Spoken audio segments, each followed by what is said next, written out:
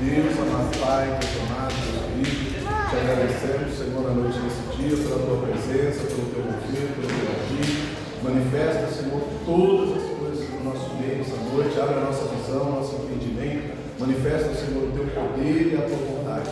Opera, Senhor, um milagre para a honra e glória do teu reino. Nós te pedimos, certos da vitória, em nome de Jesus. Amém? Amém. Graças a Deus. Da continuidade ao ensinamento, voltamos agora à sequência de livros, né, da Bíblia. Então nós chegamos aí em Salmos, Salmos, estudamos aí acerca do pecado, né, em si, as suas origens, suas raízes, e agora chegamos aí ao livro dos Salmos. Nós não vamos estudar Salmo a Salmo, tá? Vou dar uma geral do livro de Salmo para vocês. Nós vamos parar aí os principais salmos, ou melhor, os salmos mais conhecidos, para a gente dar uma aspirada no livro de Salmo, e aí a gente segue a sequência, tá bom? Mas chegamos aí em Salmo. Tudo bem? Então vamos lá. Primeiro Salmo, né? Salmo são cânticos, tá? Salmo são músicas, são versos, são, como se diz hoje, a gente costuma falar poesia, né? Um livro poético, tá? Então salmo são poesias, são músicas, tá ok? Na verdade, o livro de Salmos não tem capítulo, tá? Não é capítulo, é Salmo 1, Salmo 2, Salmo 15, Salmo 30, não é Salmo capítulo, né? Não, é Salmo tal, porque não são capítulos, eles são individuais, tá? Como se fossem músicas, né? De falar, música do fulano de tal, música do fulano de tal, entendeu? Então por isso que a gente não fala, né? Capítulo 20 de Salmo, capítulo 70. Por costume da gente falar capítulo e versículo, na hora que vai ler, às vezes, a gente acaba falando, né? A gente também fala, enfim, na sistemática da coisa, a gente acaba falando, né? Mas de uma forma mais polida, né? Se a gente vai pregar entre doutores, se a gente vai pregar entre pastores, aí a gente vai se policiar, né? Tratar. Mas no nosso dia a dia, no cotidiano, né? Não é nenhum pecado você falar só um capítulo 20, né? Passa batido, mas a título de conhecimento, porque a gente às vezes primeiro que não sabe, e segundo, às vezes é um dia que a gente está mais agitado, é um dia que a igreja às vezes está um pouco mais cheia, então tudo isso mexe com a gente, às vezes é um dia que você não está bem, né? O Nicolas mesmo aqui no culto do Ebenezer, né? Deu umas travadas assim, mas ele está acostumado com uma igreja maior do que a nossa. A igreja que ele congrega mesmo é uma igreja para 2.000 membros, 5.000 membros. Então assim, e ele tem oportunidade lá, ele fala, enfim, mas a responsabilidade de pregar é diferente de eu ter uma salvação, é diferente de eu ter uma oportunidade. Eu estar fora da minha igreja habitual é diferente de eu estar perto de pessoas que eu já me sinto confortável, né? Uma coisa é ele estar aqui no altar, 5.000 pessoas lá, pessoas que estão comigo no dia a dia, amigos, né? Pessoas que da mesma igreja, meu pastor, meu presbítero, as pessoas que são do meu dia a dia. Agora vem com a igreja, chega aqui, só conhece 2 pessoas, né? Sabe que aqui a gente tem mais pastores, tem mais obreiros, então a pessoa fica mesmo, né?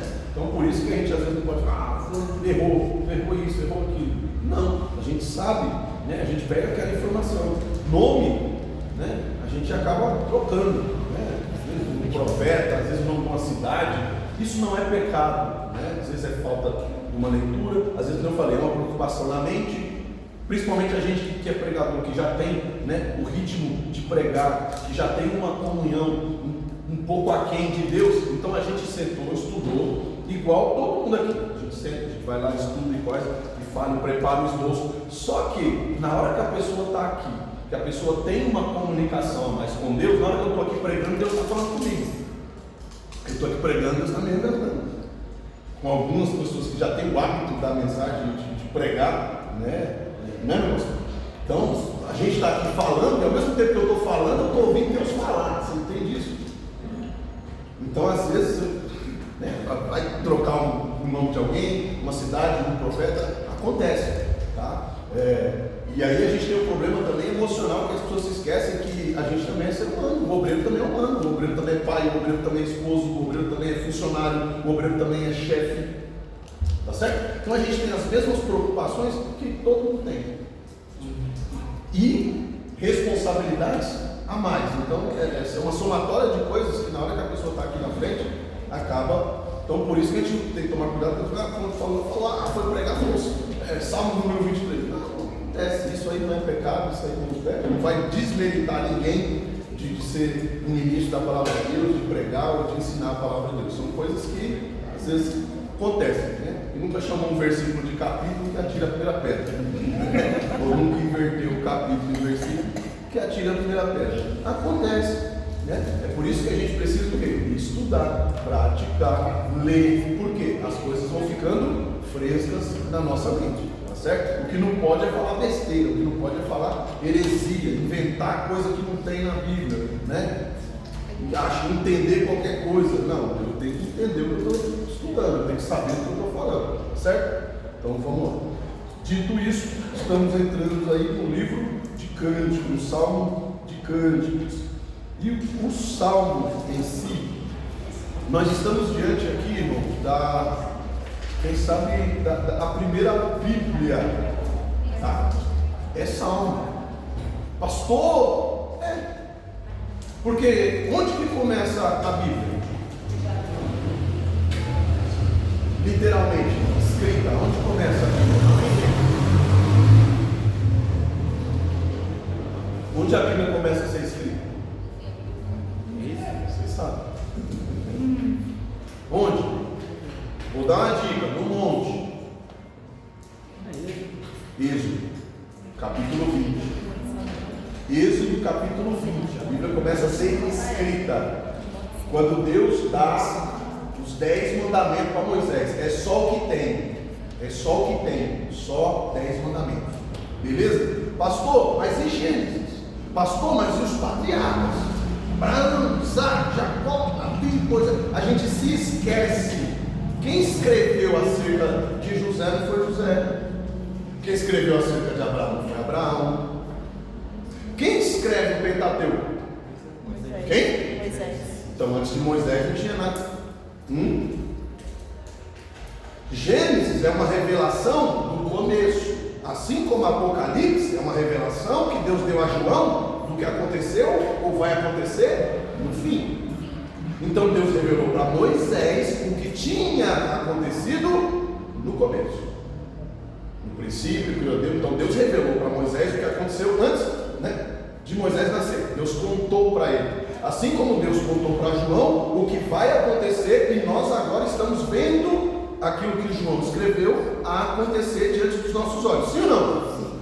Moisés recebeu a revelação do que tinha acontecido antes, e ele escreve.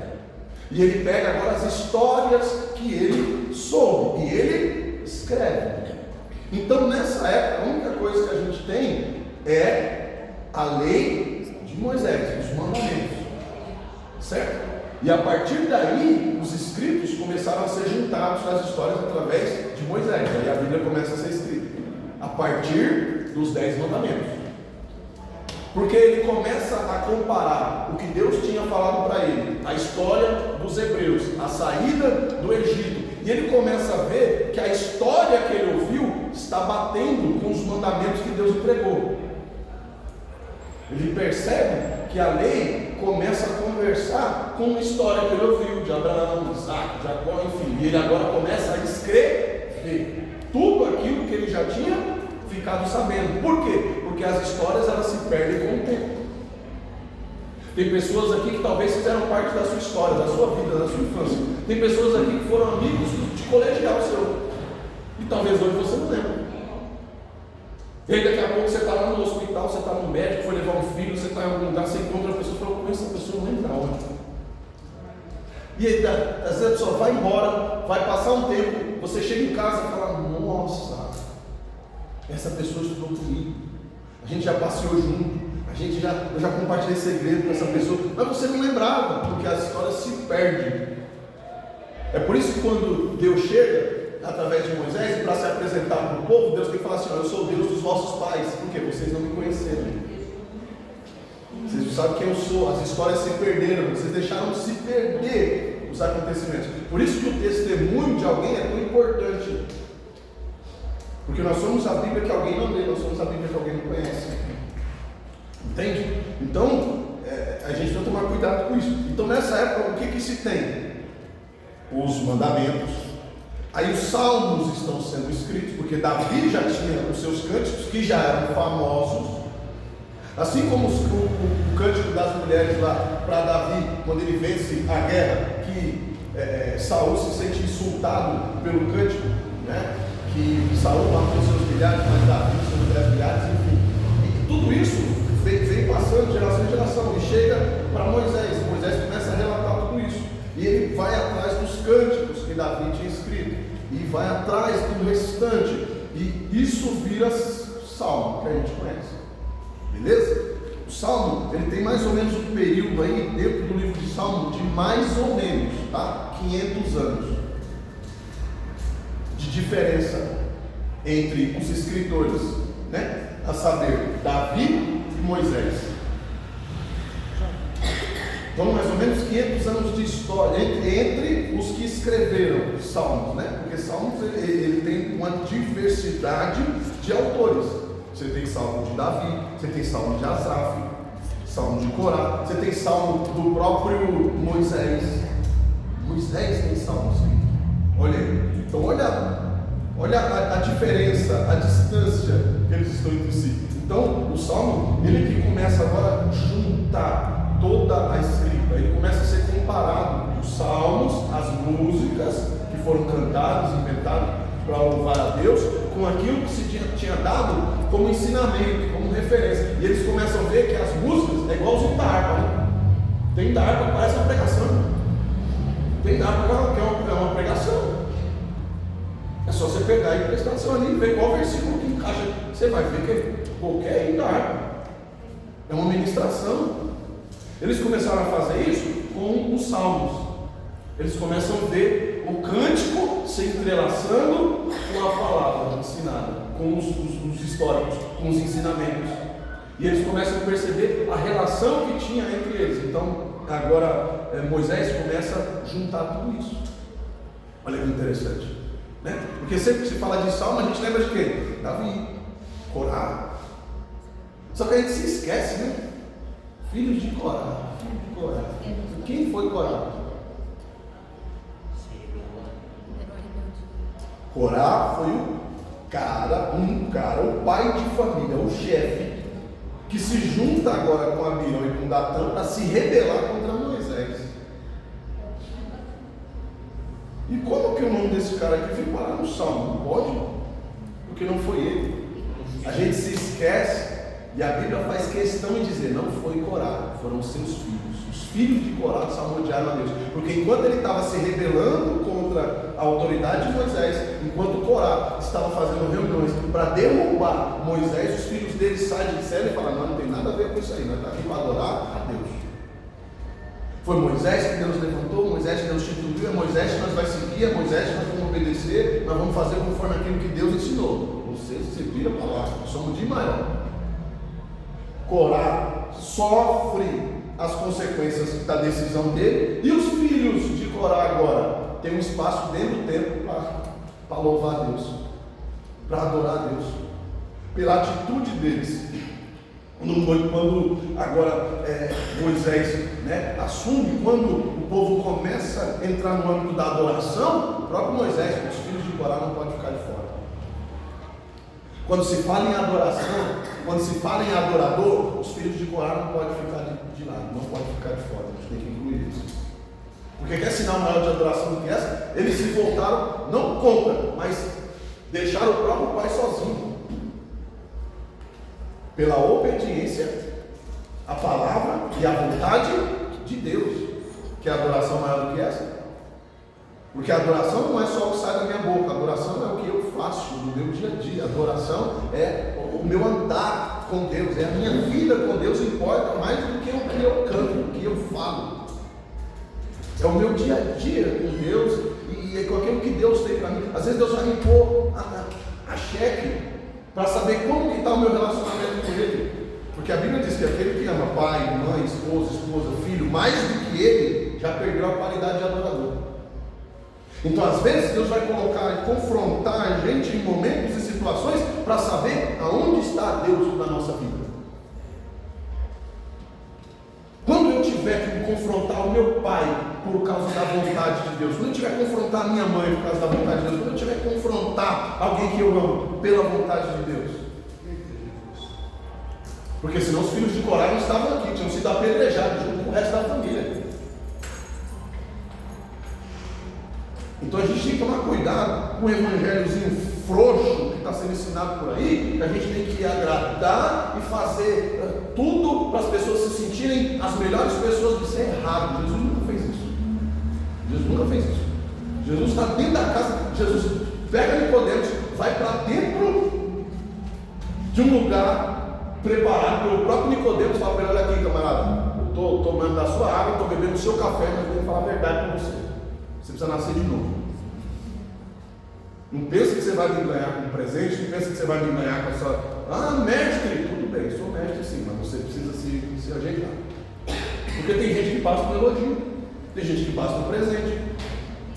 Por que você acha que quando Balaão vai, né, a querer fazer a vontade do Senhor, o que os caras chegam oferecendo para ele? Presente, dinheiro. Ganhou o profeta. Então agora eu vou falar o que você quer ouvir. Você me deu um presente. Que tipo de profeta nós somos?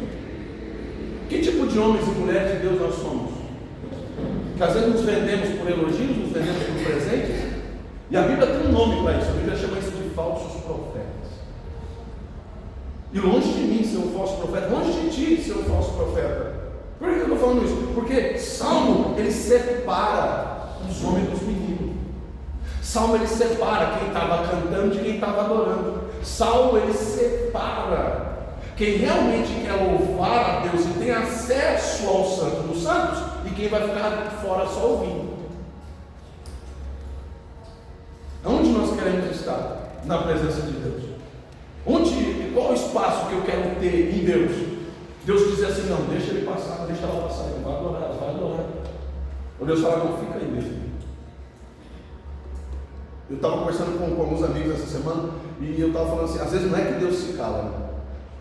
Deus quer ver a nossa intenção, Deus quer ver a nossa atitude, Deus quer ver qual vai ser o seu posicionamento. Porque o que Deus precisava falar comigo e você? Ele já falou. Ou tem alguma coisa sendo acrescentada na Bíblia desde que você se converteu? Quantos capítulos foram adicionados na Bíblia desde que você veio para a presença? Quantos? Nenhum. A palavra de Deus, ela não muda. A palavra de Deus não mudou para mim e para você. Quem tem mudado às vezes somos nós. Nós que mudamos, nós que deixamos de fazer, nós que não fazemos do jeito que tem que fazer, porque a instrução sempre foi a mesma. Só que às vezes Deus se cala. Por quê? Aí Ele quer ver como que a gente vai agir no meio daquela situação. Ele quer ver como vai ser o nosso comportamento naquele momento. E uma das coisas que eu estava falando, quando se fala em adoração, quando se fala de louvor, quando se fala de salmo, o que a gente pensa? E a Bíblia até cita isso, né? Está alegre? Canta. Agora me fala, qual que é a dificuldade de cantar quando você está alegre? Qual? Nenhuma. A emoção.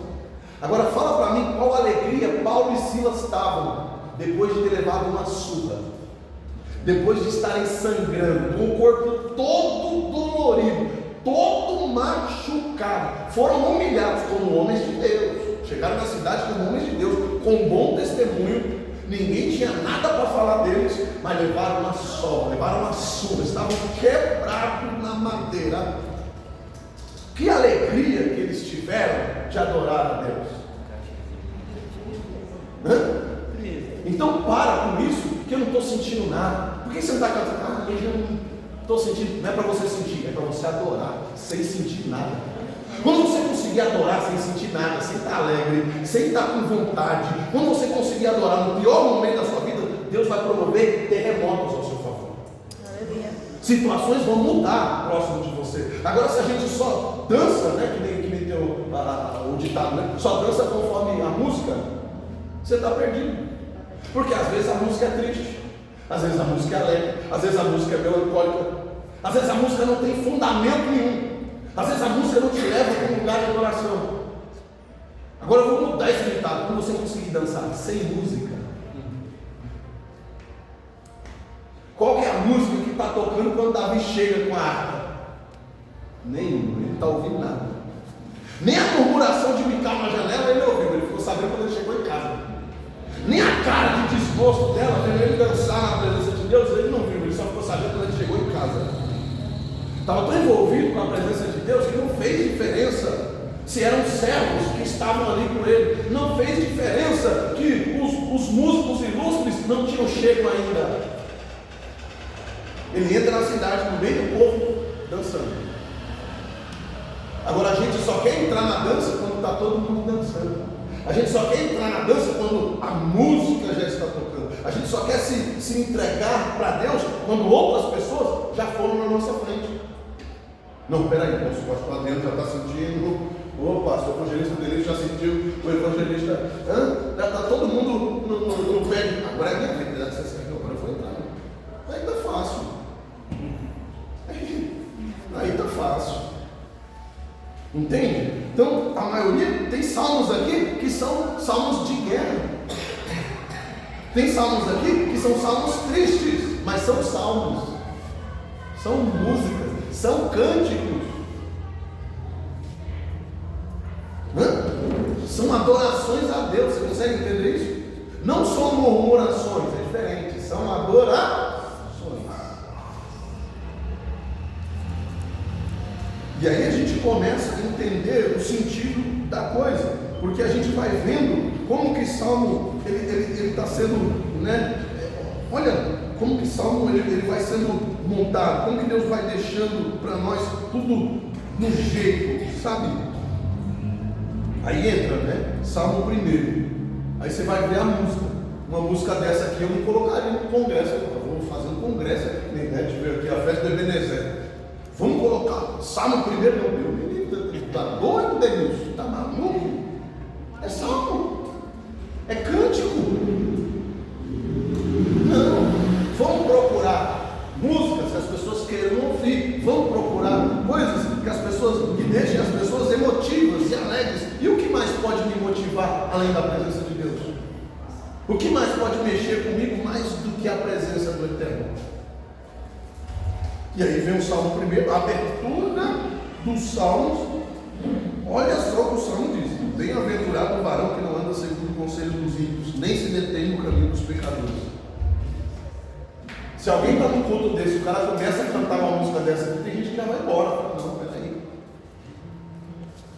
É igual o cantor do Bruno lá, né? O cara começa a cantar lá, porque Deus vai descer o Bruno no meio do acabou, eu deixei ele embora.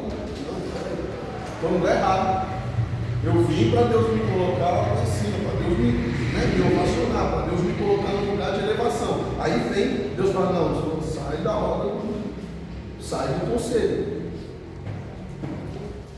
Olha o que esse salmo está dizendo para mim e para você. Você continua vendo o conceito dos salmos. Antes tem o seu prazer na lei do Senhor e nela medita de dia e de noite. Pois será como árvore plantada junto a ribeiro de água, o qual dá o seu fruto na estação própria, cujas folhas não caem, e tudo quanto fizer prosperará. Aleluia. Essa parte já dá para contar. Aqui já dá. Pula a primeira estrofe, vamos direto para a segunda estrofe. Você entende? Que tudo isso aqui é uma adoração, não é só um versículo isolado, mas tudo isso faz parte de um contexto. Aí ele entra, não são assim os ímpios, mas são como a moinha que o vento espalha. Aí se é o pastor que está pregando, está atacando alguém, ó, o pastor já está me dando direto ali, ó. Está aí, filho de Deus. Quem são os ímpios? Aqueles que não conseguem adorar no momento da dificuldade, no momento da perseguição, no momento da dor, no momento da dificuldade. Pelo que os ímpios não subsistirão no juízo, nem os pecadores na congregação dos justos. É Bíblia, é palavra.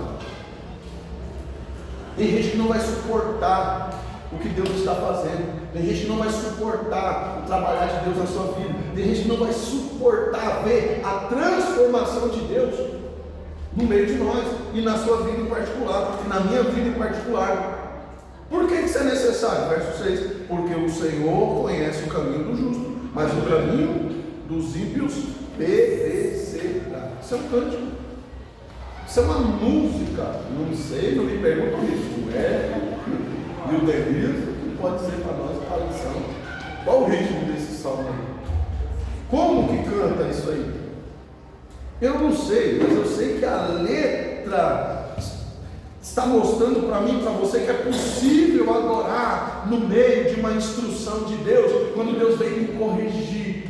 Nem sempre Deus vai vir me consolar. Oh, tadinho, oh, coitadinho, oh, como você está triste, oh, como eu estou com dó de você, que falaram mal de você, né? Oh, por que se levantaram, oh, com dózinho que eu estou de você.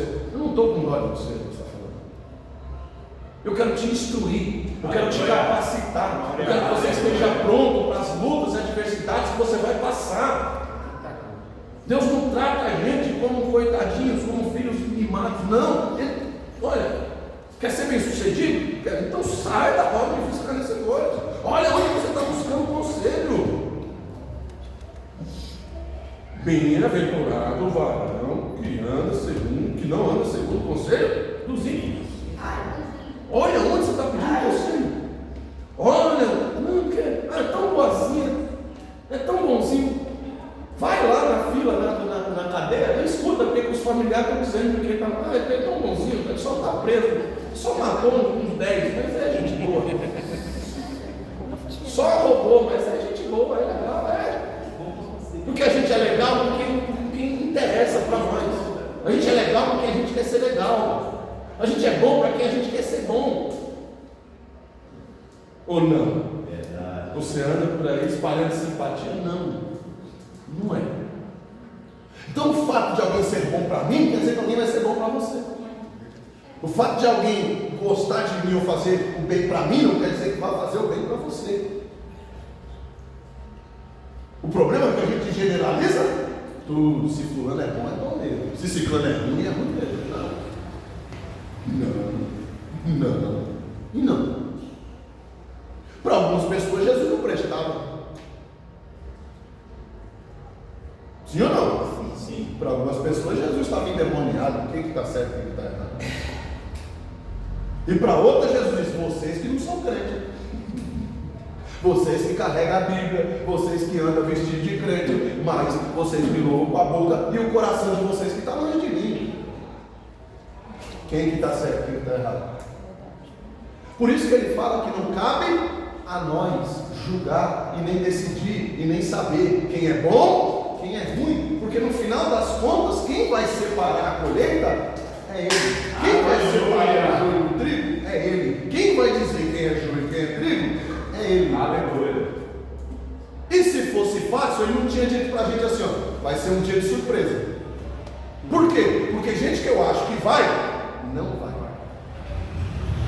E gente que eu olho e eu falo assim, esse aí não vai estar lá. E se eu não tomar cuidado, eu não vou. E se tu não tomar cuidado, tu não vai. Entende?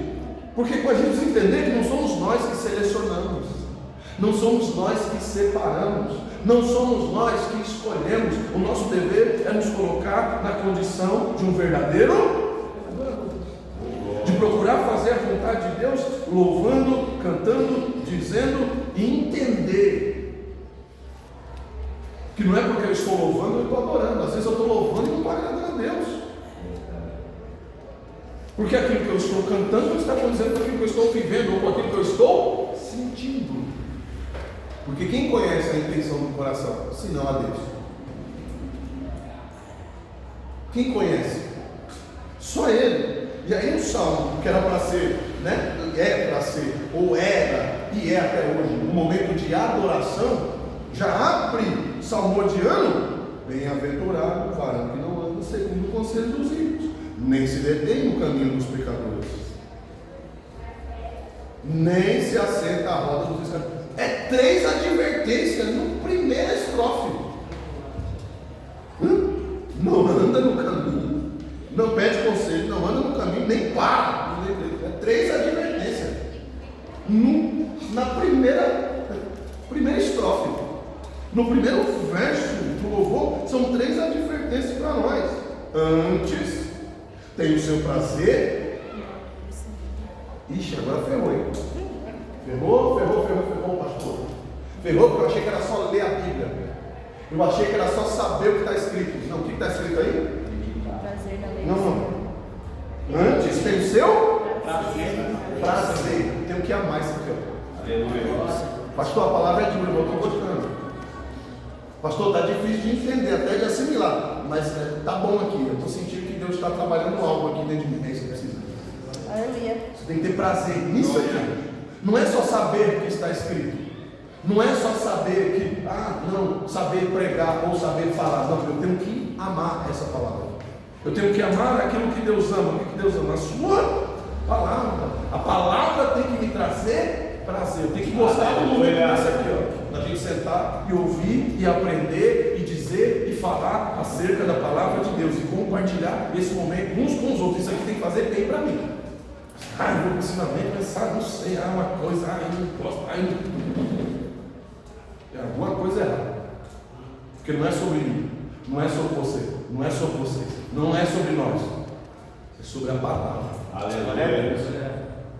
Isso aqui tem que me dar prazer, tem que me fazer me sentir bem, tem que despertar algo de Deus dentro de mim, porque só aí, o resultado só vem depois, verso 3. Pois será como árvore plantada junto ao ribeiro de água. Só depois. A palavra ela vai me trazer ela é a fonte, que ela vai me trazer os nutrientes necessários para eu crescer, para eu florescer, para eu dar frutos. Como a árvore que foi plantada aqui pertinho do ribeiro. O ribeiro está passando lá, a árvore está plantada aqui, não está dentro do ribeiro, mas está próximo. Então a raiz ela vai crescer e ela vai chegar lá no ribeiro, para buscar os nutrientes necessários para continuar de pé. Assim é o crente, que não anda no conselho dos ímpios, nesse deterro, no caminho dos pecadores. O problema é que a gente acha que os pecadores, aí nós volta no ensinamento passado. O problema é que a gente acha que os pecadores é só aqueles que estão nesse momento numa roda de bebida, de cachaça ou de prostituição. E eu tenho que tomar cuidado, porque no ensinamento passado a gente viu que pecado não tem pecadinho e não tem pecadão. Que aquele que vai lá e mata alguém diante dos olhos de Deus é igual a eu. Quando eu olho para alguém, vou com a cara de fulano morresse, queria que fulano se trambelhasse. Para Deus não tem diferença aquele que saca a arma e mata do que aquele que tem desejo de que o outro morra. Não tem diferença para Deus. Você entende isso? Você entende que para Deus não tem diferença? Para Deus não tem diferença se eu pego meu carro e eu passo em cima de alguém, ou se a pessoa passa lá e diz que fulano podia cair na frente do mundo. É a mesma coisa, é o mesmo pecado.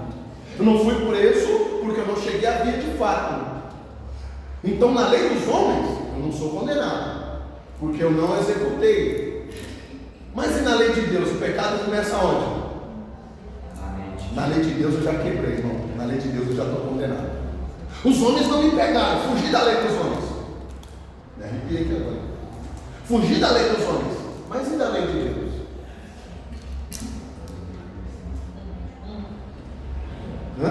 Entende? Mas esse é outro ensinamento, né? Nós estamos salmos. Esse foi o ensinamento passado, só para deixar um gostinho. Alguns salmos, por exemplo, são imprecatórios. Seriam salmos que têm alguma espécie de maldição. Por exemplo, 35. E Davi vai desejar risque o nome dos seus inimigos do livro da vida. Sim. Isso não deve ser exemplo para nós, né? Nós não devemos orar da mesma forma, né? Não, mas ele vem de uma sequência. Ele vem de uma sequência. E aí você vai buscar quem são os inimigos. Aí são inimigos declarados. Não são inimigos de Davi. Entende? São inimigos de Deus. Então, tipo assim, é uma situação, entendeu? É uma situação que não é Davi que está julgando. Não é Davi que está julgando. Davi está dando uma sentença de algo que Deus já declarou. Ó, esse povo é perdido, né? Jebuseus, caldeus, esse povo, eles já estão amaldiçoados. Por Davi? Não, por Deus. Então Davi está ali lançando uma sentença sobre esses. Você vê que quando Davi ele pode exercer juízo, que é o Davi, que é a questão dele e Saul, posso matar, mas não vou. Por quê? Porque não está na minha mão essa sentença. Agora, contra uma situação que o próprio Deus já arriscou, não, É Deus que cobra, né? Você vê Deus falando com Samuel, aí você vê Deus falando com Samuel assim: por que você está tendo dó de Saul? Se eu já vi, aleluia. O que Deus está falando? Davi não matou porque não quis, mas para mim ele já está morto. O próprio Deus está dizendo, o próprio Deus está dando a sentença. Então, é dentro desse contexto que estamos inserindo esse salmo, de cidades e pessoas que o próprio Deus já condenou, né? É uma Sodoma e Gomorra da vida, é uma cidade dos caldeus, dos jebuseus, são povos que já foram amaldiçoados pelo próprio Deus. Não porque Deus olhou e falou, não gosto, pela prática em que eles viviam e não aceitaram o arrependimento. Muitos deles perseguiam e matavam o povo de Deus. Então o próprio Deus estabeleceu uma sentença, falou: olha, eu coloquei o meu povo no meio de vocês para trazer salvação, porque Deus não matou nenhum deles que entraram no meio do povo. Quantos vieram desde lá do Egito, vieram se agregando? O próprio Moisés casa, né, com uma mulher de povo estranho, isso é motivo de murmuração entre Miriam e Arão, mas Deus não bota eles para fora, eles aceitam. É a mesma coisa porque eles estão representando nós hoje. O Senhor veio para os seus, e os seus não receberam. Então nós viemos para Ele, e Ele nos aceitou. Então esse povo que vem vindo e vem se agregando no meio do povo de Deus, assim como os rachadores de lenha, carregadores de água, assim como outros que se agregaram ao povo de Deus ao longo do caminho, Deus não expulsou eles, porque eles aceitaram a presença de Deus e o povo de Deus. Agora aqueles que se rebelaram contra, não, nós estamos contra. Corá da terra dele, nós não quer. Então Deus vai lá e abre a terra e engole. Não faz diferença se é de um povo estranho ou se é do mesmo povo. Se está contra o próprio Deus e o que Deus está fazendo, aí é Deus que intervém. Você vê que Moisés não faz nada com esse povo. A única coisa que Moisés fala é: então vamos separar aí. Quem quer continuar servindo a Deus? Vamos por aqui. Quem não quer servir a Deus e acha que eu estou aqui fazendo o que eu quero fazer, fique do lado de lá. Quem achar que não é isso aqui que vocês querem, fica para ali. Separou. Quando separou, o que Moisés fez? Pegou a metralhadora e matou todo mundo? Não, Deus abriu a terra e engoliu. Deus deu a sentença. Então esses salmos que vão falar, né, de sentença, que vão falar de maldições, estão sendo direcionados para um povo específico, né? Que aí não cabe a mim, né, dentro da igreja, esse salmo aqui, não. Mas Davi ele está trazendo a memória do próprio povo de Deus, a consequência do juízo de Deus, que é o papel do Espírito Santo na nossa vida, né? De despertar em nós a ação, né, da manifestação do Espírito Santo de Deus na nossa vida, tá certo? Nos lembrando, nos fazendo lembrar do juízo de Deus, tá certo? Tudo bem até aí? Então, se eu tivesse que comparar o Salmo primeiro,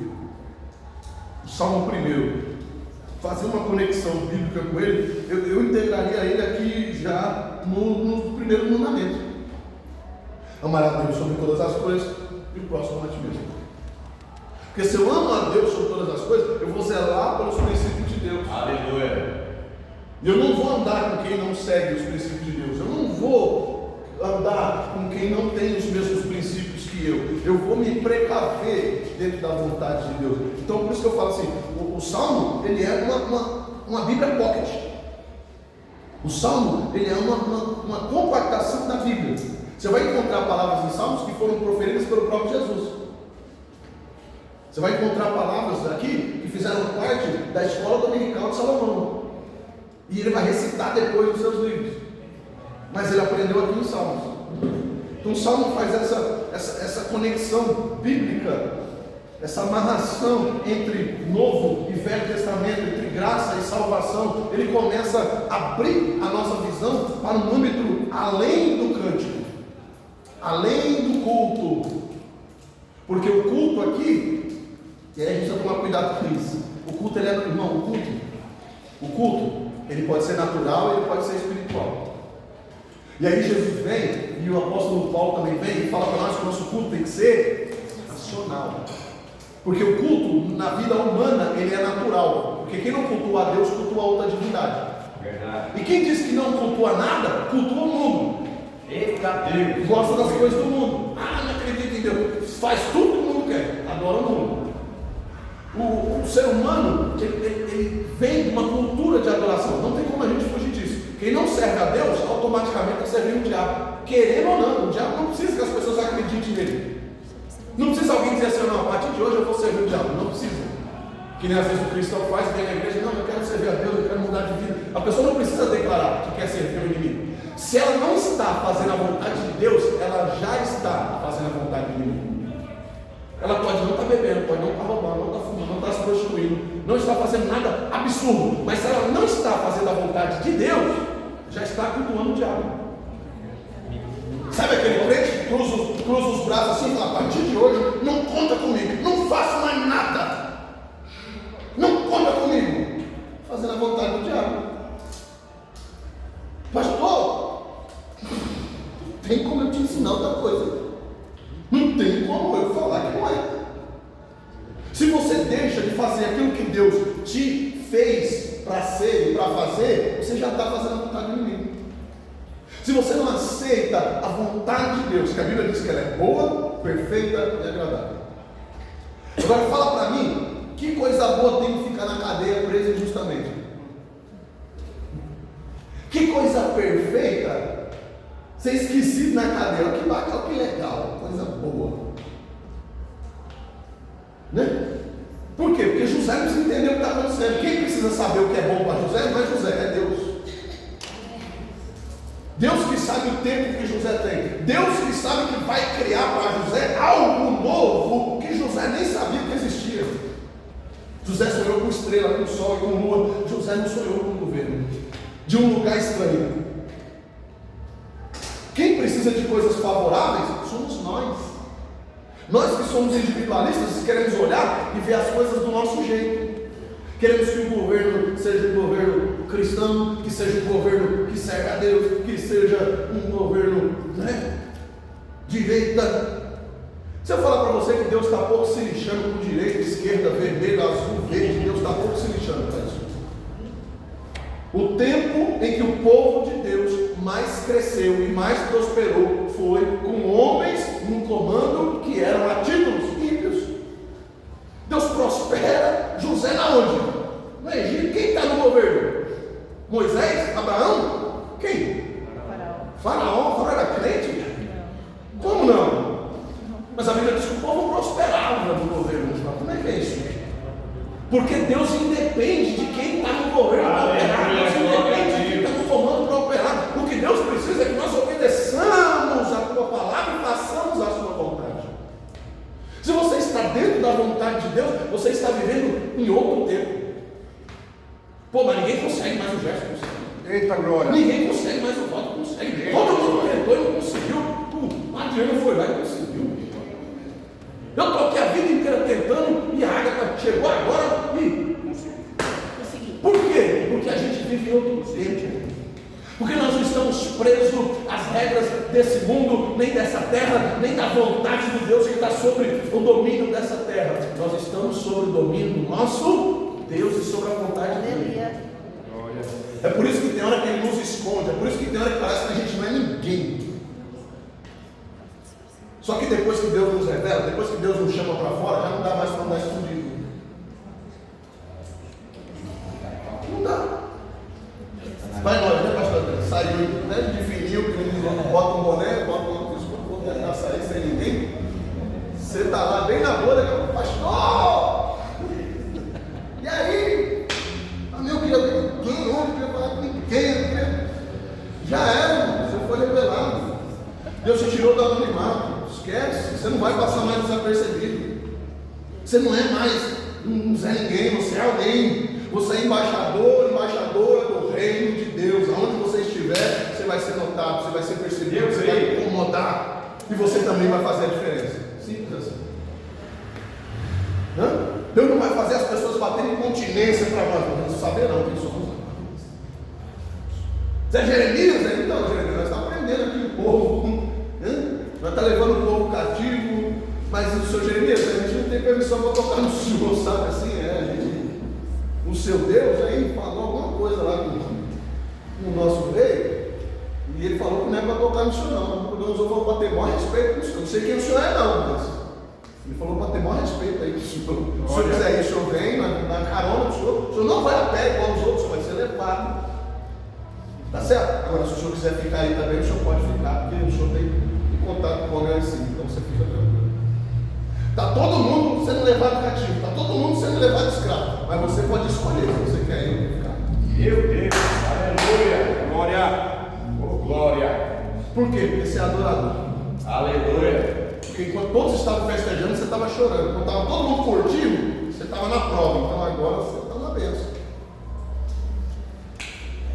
Eita Deus. E aí cabe a nós querer entender o tempo de Deus, o que Deus está fazendo, e escolher em que momento nós vamos cantar ou não vamos cantar, em que momento nós vamos falar ou não vamos falar, em que momento nós vamos dizer ou não vamos dizer. Não está na nossa mão.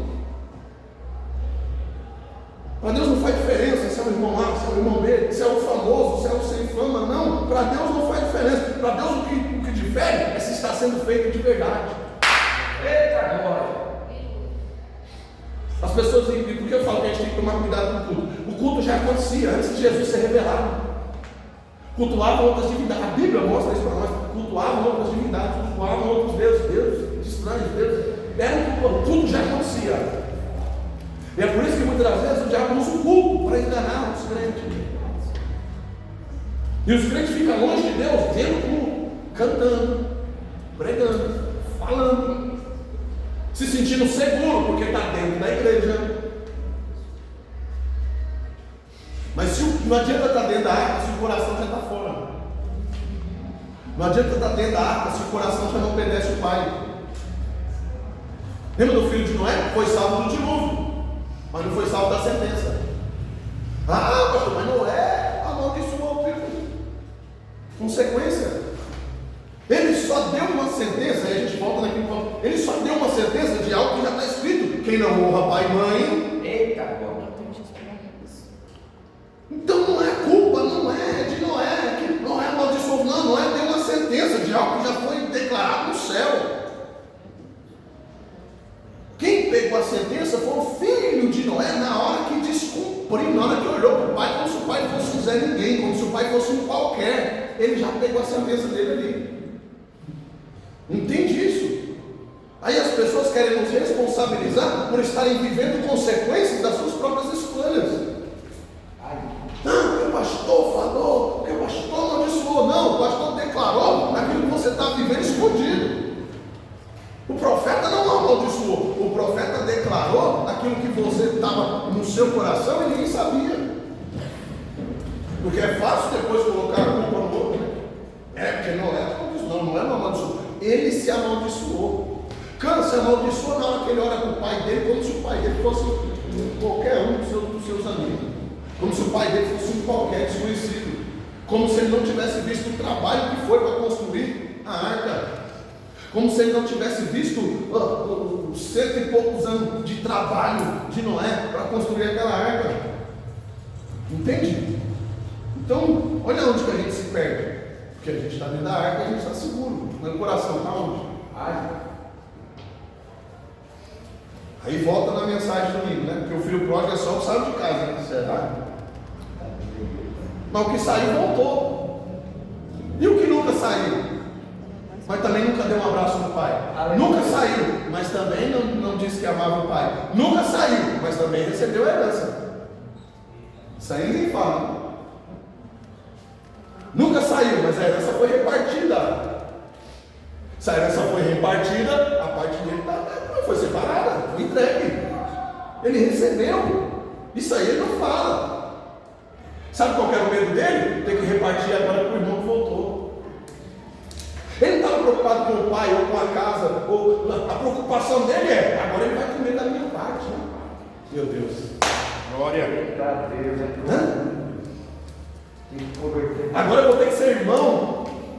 Agora eu vou ter que dividir com ele. É isso? Agora eu vou ter que dividir com ele? Não. Qual é a preocupação dele? Os servos estão comendo, os servos estão festejando. O bezerro mais gordo. Qual a preocupação dele? Vai pegar a parte dele. Podia ser um magrinho. Tinha que fazer uma festa dessa? Tinha que receber ele assim? E aí?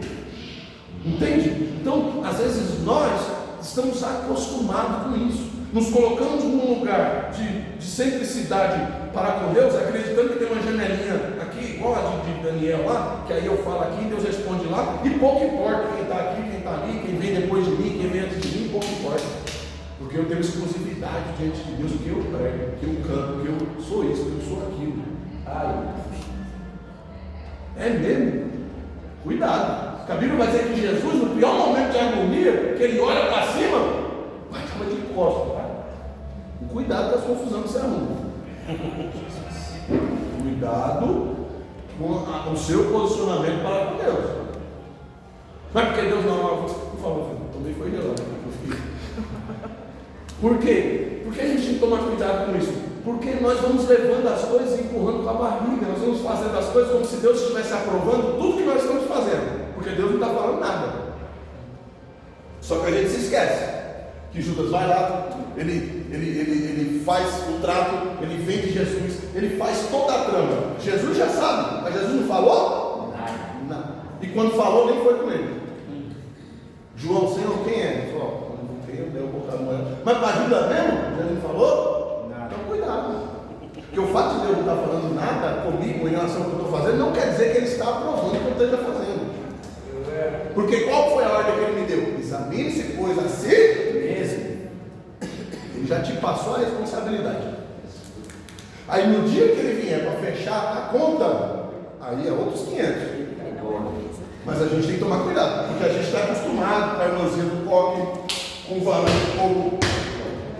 Não veio ninguém marchando para cima de mim, ninguém falou para mim vigiar, então está tudo certo. Será mesmo? Será mesmo? Ou será que Deus já desistiu de falar, porque tantas as vezes que Deus te repreendeu, você nunca mudou a postura? Será que está tudo certo, ou será que Deus já falou, não compensa falar mais?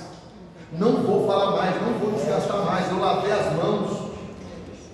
Porque não me ouve, não me obedece, não adianta. E duro é quando Deus faz isso com alguém. Só que nós, quando estamos numa situação dessa, a gente fica cheio de moral, porque Deus não entendeu, está tudo certo, Deus está aprovando, Deus está gostando, Deus está. Só que quando a gente descobre que não é assim, já deu ruim, já é tarde. Sim ou não? Então a cada dia nós precisamos nos examinar diante de Deus e prestar atenção naquilo que nós estamos ofertando e oferecendo a Ele, porque no final das contas, quando fechar a conta, tudo é e será individual. Salmo 3 parece um lamento, né? Salmo 3: Senhor, como se tem multiplicado os meus adversários, são muitos que se levantam contra mim. Muitos dizem da minha alma, não há salvação para ele em Deus. Mas tu, Senhor, és o meu escudo, para a minha glória, para que exalta sobre a minha cabeça. Ou seja, o seu nome vai ser conhecido através de mim. Como a minha voz clamei ao Senhor, Ele ouviu-me desde o seu santo monte. Aleluia. Eu me deitei e dormi. Acordei porque o Senhor me sustentou. Outro salmo: não terei medo de 10 milhares de pessoas que se puserem contra mim ao meu redor. Será que ele estava acostumado as pessoas se oporem à liderança dele, à ação dele para com Deus? Levanta-te, Senhor, e salva-me, Deus meu, pois feriste a todos os meus inimigos nos queixos, quebraste os dentes dos ímpios. A salvação vem do Senhor sobre o teu povo, seja a tua bênção. Vem, olha. Se tivesse que fazer uma conexão aí com esse Salmo 3, e você for examinar a oração de Jesus que ensinou a nós: Pai nosso que estás no céu, santificado seja o teu nome. Salmo 3. Ele glorifica a Deus dos céus, ele entrega aos seus adversários, seus inimigos, na mão do Senhor, livrar-me do mal. Porque não sou eu. Você vê que ele coloca: não sou eu que vou combater, não sou eu que. O Senhor faz o que o Senhor achar justo. Porque eu estou te louvando, a minha vida está no Senhor. A única coisa que eu quero é dormir em paz. E se eu tenho conseguido pôr a minha cabeça no travesseiro e dormir tranquilamente, é porque o Senhor me sustentou. Eu sei quem eu sou, eu sei quem o Senhor é para mim. Eu tenho uma preocupação de saber o que Deus está pensando de mim. Não terei medo de quantos se levantarem contra mim ao meu redor. Levanta-te, Senhor, e salva-me. Não me entrega a vontade dos meus inimigos, livra-me do mal. É isso que ele está dizendo.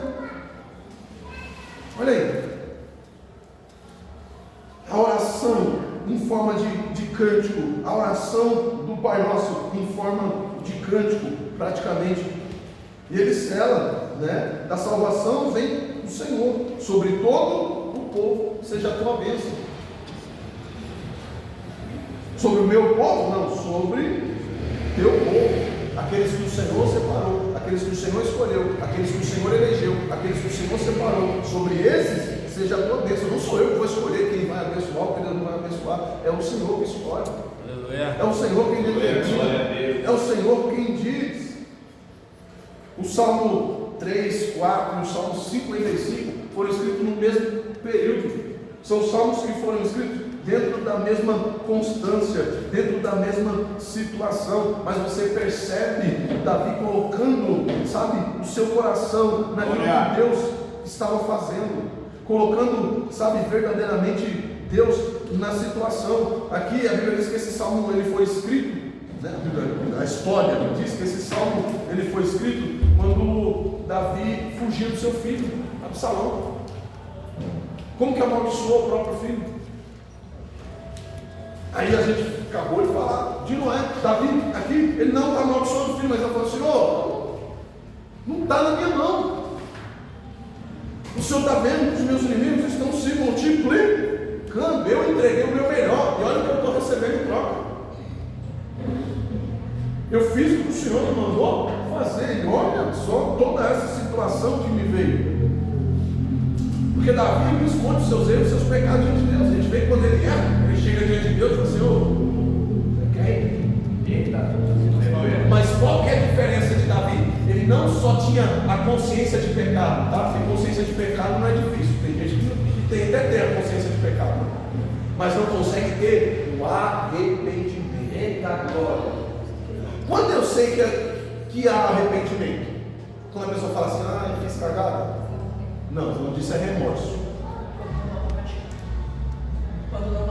Quando eu não volto a praticar. Quando há mudança. O arrependimento, ele vai fazer com que eu não repita aquelas ações. O arrependimento vai fazer com que eu mude a minha postura. O arrependimento vai fazer com que eu não queira mais passar por aquele caminho.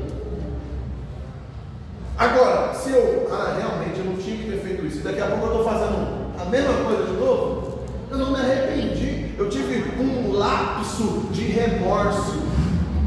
Fiquei triste, não pelo que eu fiz, mas pela consequência que isso me trouxe. Aleluia. Se eu não tivesse feito isso, eu não estava passando por isso. Isso é arrependimento, pastor? Não, isso é remorso. Eu não estou sabendo lidar com a consequência que isso me trouxe. Mas não quer dizer que eu me arrependi. Não quero mudar. Não, então vamos consertar as coisas. Não quero mudar. Não tem que mudar.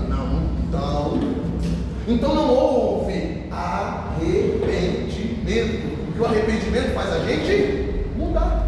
Aleluia.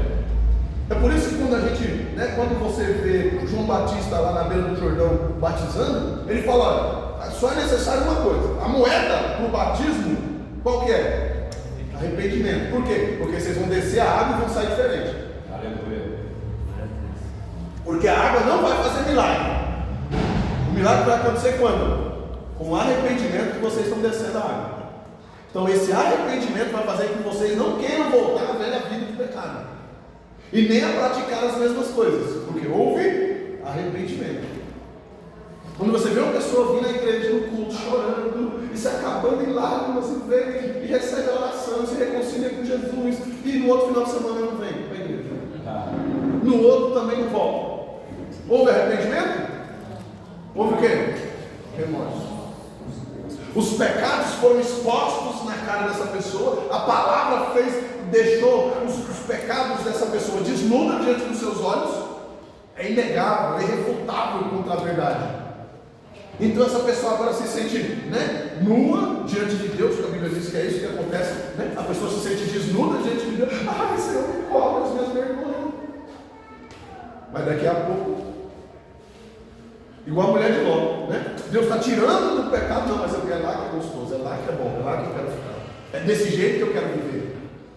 As pessoas que eu amo são as que estão lá. O que eu quero viver é o que tem lá. Entende?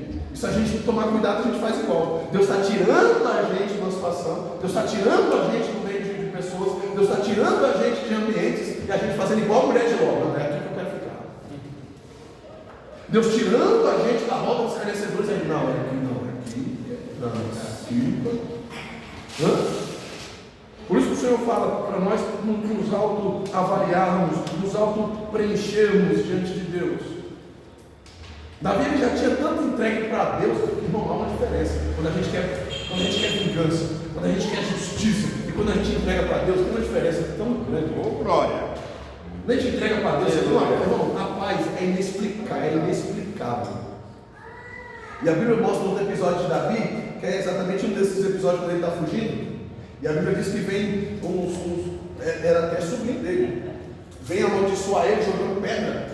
Os filhos de Zeruia, né, vem jogar pedra contra ele no meio do caminho e começam a tacar a pedra de Davi. E Davi tem 37 valentes.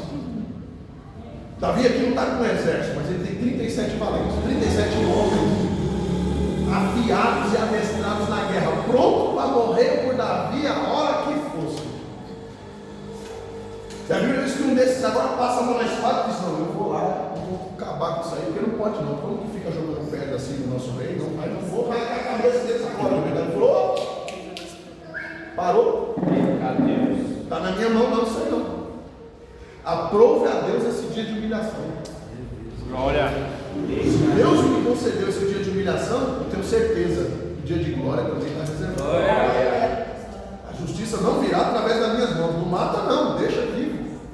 Porque eles estão me vendo sair humilhado, mas eles vão me ver voltar exaltado. Glória! Mata não. Tinha tudo para falar: arranca a cabeça desse miserável agora.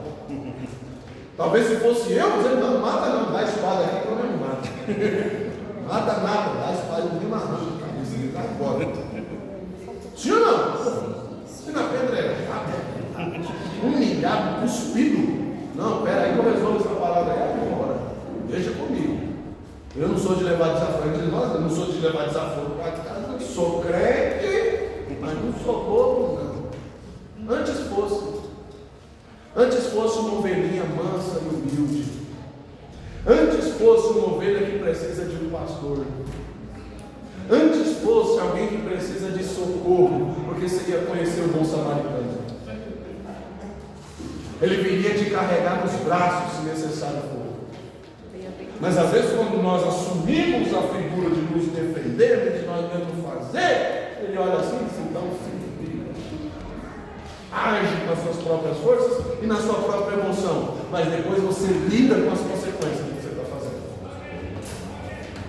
Porque as pessoas elas vão e elas fazem e depois, na hora que vem as consequências, ai meu Deus, mas o que eu tenho a ver com isso? Na hora que era para você ter entregue para mim, você não entregou. Na hora que era para você ter deixado eu resolver, você não deixou. Agora que você está na consequência do que você fez, aí você quer me ajuda? Não, agora eu não ajudo não. Porque a gente acha que Deus é bobo, irmão. A gente acha que vai fazer, estrambelhar e fazer tudo que a gente... E no momento a gente diz: Senhor, me socorre.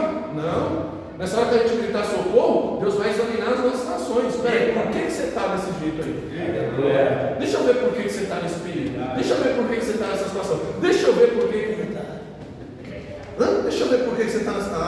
peraí. Você está nessa situação aqui, olha aqui quando começou aqui, ó. Olha o que você plantou, o que você fez. Você foi lá, tocou a onça, varacuta. Agora você quer que eu segure? Não, agora você se vira. Você se vira. Porque quando o leão vem atrás de nós para nos matar na crocodilagem, o Senhor dá força para a gente rasgar ele no meio se necessário for. Agora, quando a gente vai lá jogar pedra no leão, irmão, eu falo: você vira. Essa confusão aí foi você que arrumou. Irmão, porque é cheio de crente assim, é cheio de crente desse jeito. Vai lá e acha que está tudo bem, porque Deus começou a causar mudanças ao seu redor. Deus começou a exaltar, Deus começou a trazer mudança. E agora a pessoa se sente tão dentro da Trindade que acha que pode fazer o que quiser sem consequência.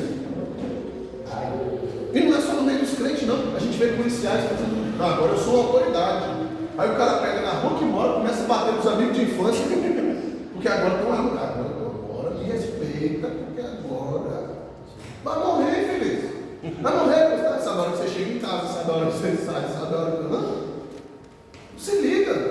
E às vezes o crente faz a mesma coisa. Deus começa a abençoar, Deus começa a levantar. Mas começa novo. Aí, age como se não houvesse consequência para as suas ações. Mas tem, irmão. Tem. Tem pessoas que são cristãos. Aí são chefes. Eu já lidei com gente assim. O cara era líder do louvor da igreja. Só que a igreja que eu estou falando aqui é a igreja de nome. É uma igreja que o coral tinha mais ou menos 300 pessoas. Você imagina a moral. Mas com nós dentro da firma, ela parecia o próprio Satanás, meu irmão. Ela parecia o faraó. Se não pudesse pegar um chicote e botar nós, o cara fazia. E era com tapinha nas costas. Meu menino. Quando eu fiquei sabendo, meu nome já tinha ido para a lista umas 3 vezes. Quem tinha colocado? Ele. Me ajuda aqui, faz o serviço aqui. E eu fazendo o serviço dele. Então, a gente tem que tomar cuidado, porque um dia a consequência chega. Aí teve dia que tem que sair dentro da firma escoltado. Segurança do lado, polícia na rua, para nego não lixar na rua.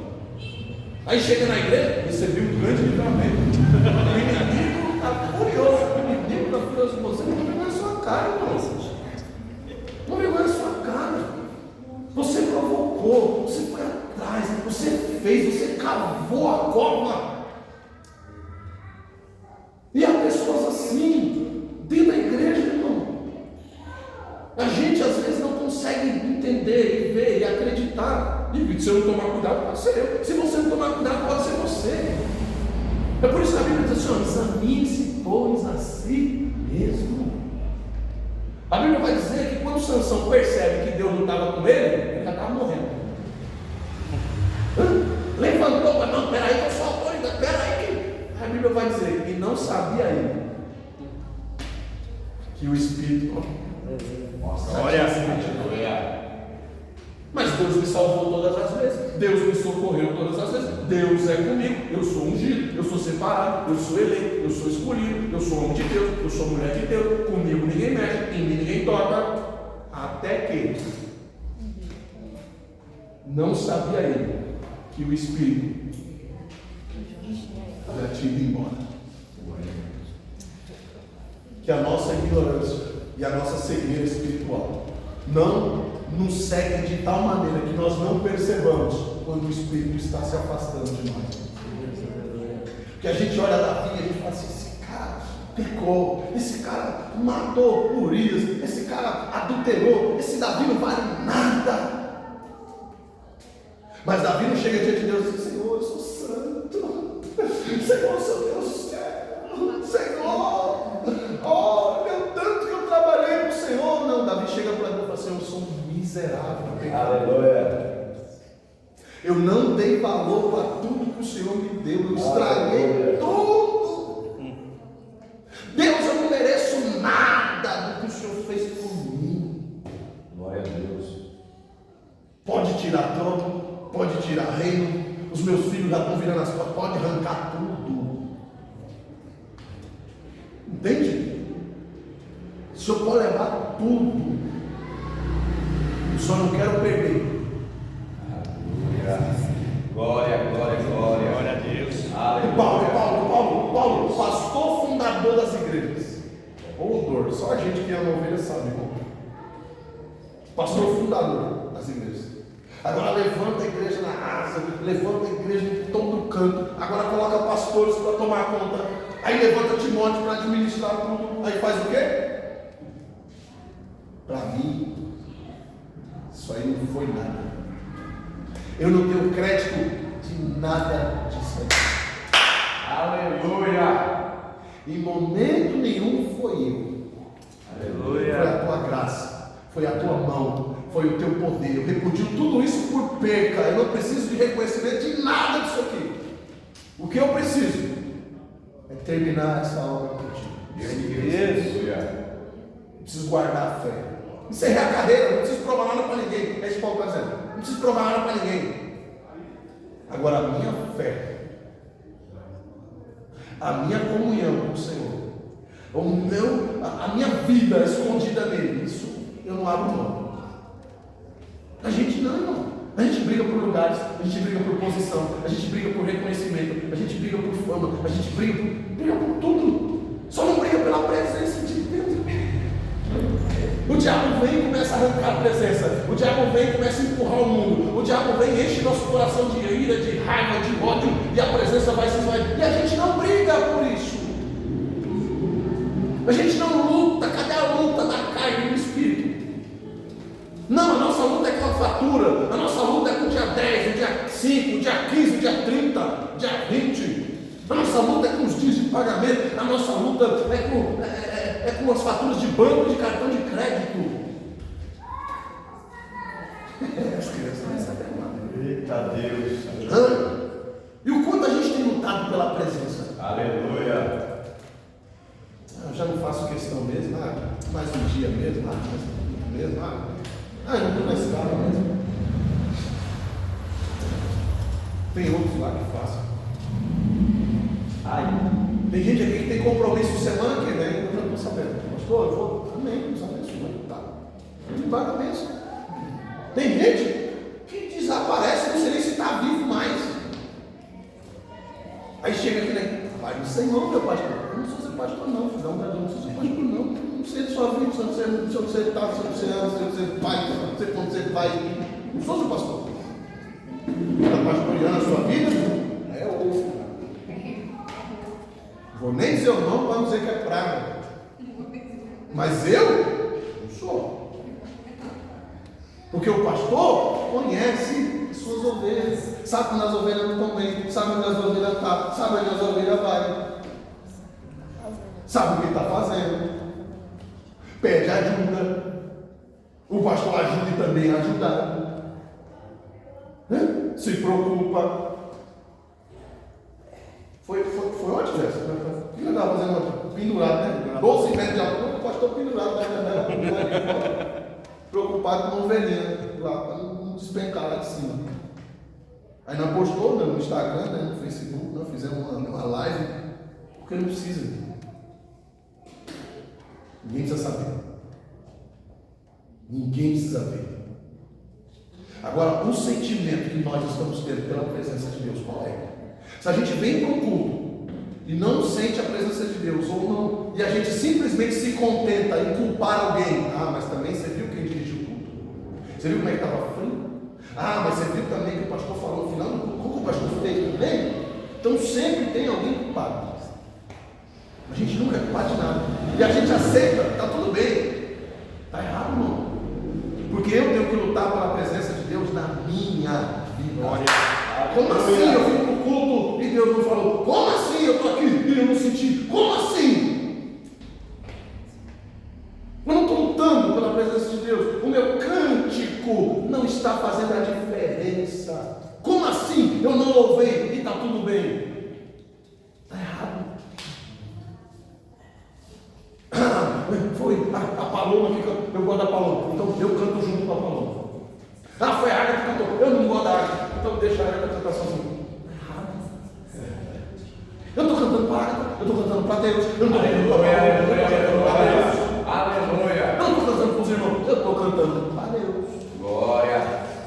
É por isso que às vezes você vai ver os irmãozinhos aqui na frente cantando, e a maioria deles faz o quê? Eu quero saber se você está aí, se você está cantando, se você não está cantando, eu estou louvando para ele. Se você quiser cantar comigo, você canta. Se você quiser louvar comigo, você louva. Se você quiser adorar, você adora. Por quê? Porque eu já estou adorando. Glória. Entende? Quando a gente vai entrar nessa atmosfera? Quando a gente vai entrar nessa atmosfera? Se a gente precisa de alguém importante, se a gente precisa de alguém famoso, se a gente precisa de alguém que tenha um dom da palavra. A palavra é a palavra, não. Esse mesmo pregador aqui pode pregar e motivar vocês, e vocês entenderem. E esse mesmo pregador aqui pode pregar e vocês chorar. E esse mesmo pregador aqui pode pregar e vocês ficarem com raiva. E não depende do pregador, depende da mensagem, depende do dia, depende do que Deus quer de nós para aquele dia. Às vezes pode ser um evangelista mais, fervoroso e eloquente. Se for o dia que Deus quiser corrigir a casa, você se prepara para se surpreender. Aleluia. Aí sabe o que você vai dizer? O evangelista estava bravo, deve ter acontecido alguma coisa com ele, a mulher lá, deve ter acontecido alguma coisa no serviço. Hoje ele não estava legal. É difícil aceitar que às vezes Deus quer colocar a gente no eixo. É difícil aceitar que às vezes Deus quer trazer uma correção para nós. É difícil aceitar que às vezes Deus quer apertar o parafuso e colocar as coisas em ordem. Aleluia. Ninguém quer ficar na casa quando a casa está sendo arrumada. É um desespero terrível. Não, a mulher pega a vassoura, pega um balde, o cara já vai assim, eu vou ali. As crianças já dizem, olha, leva ela para cima. Sim ou não? O crente é do mesmo jeito na igreja. Quando Deus começa a arrumar a casa, onde eu saio, não é comigo, não é para mim. Por que não? Tudo que Ele quer é arrumar a casa.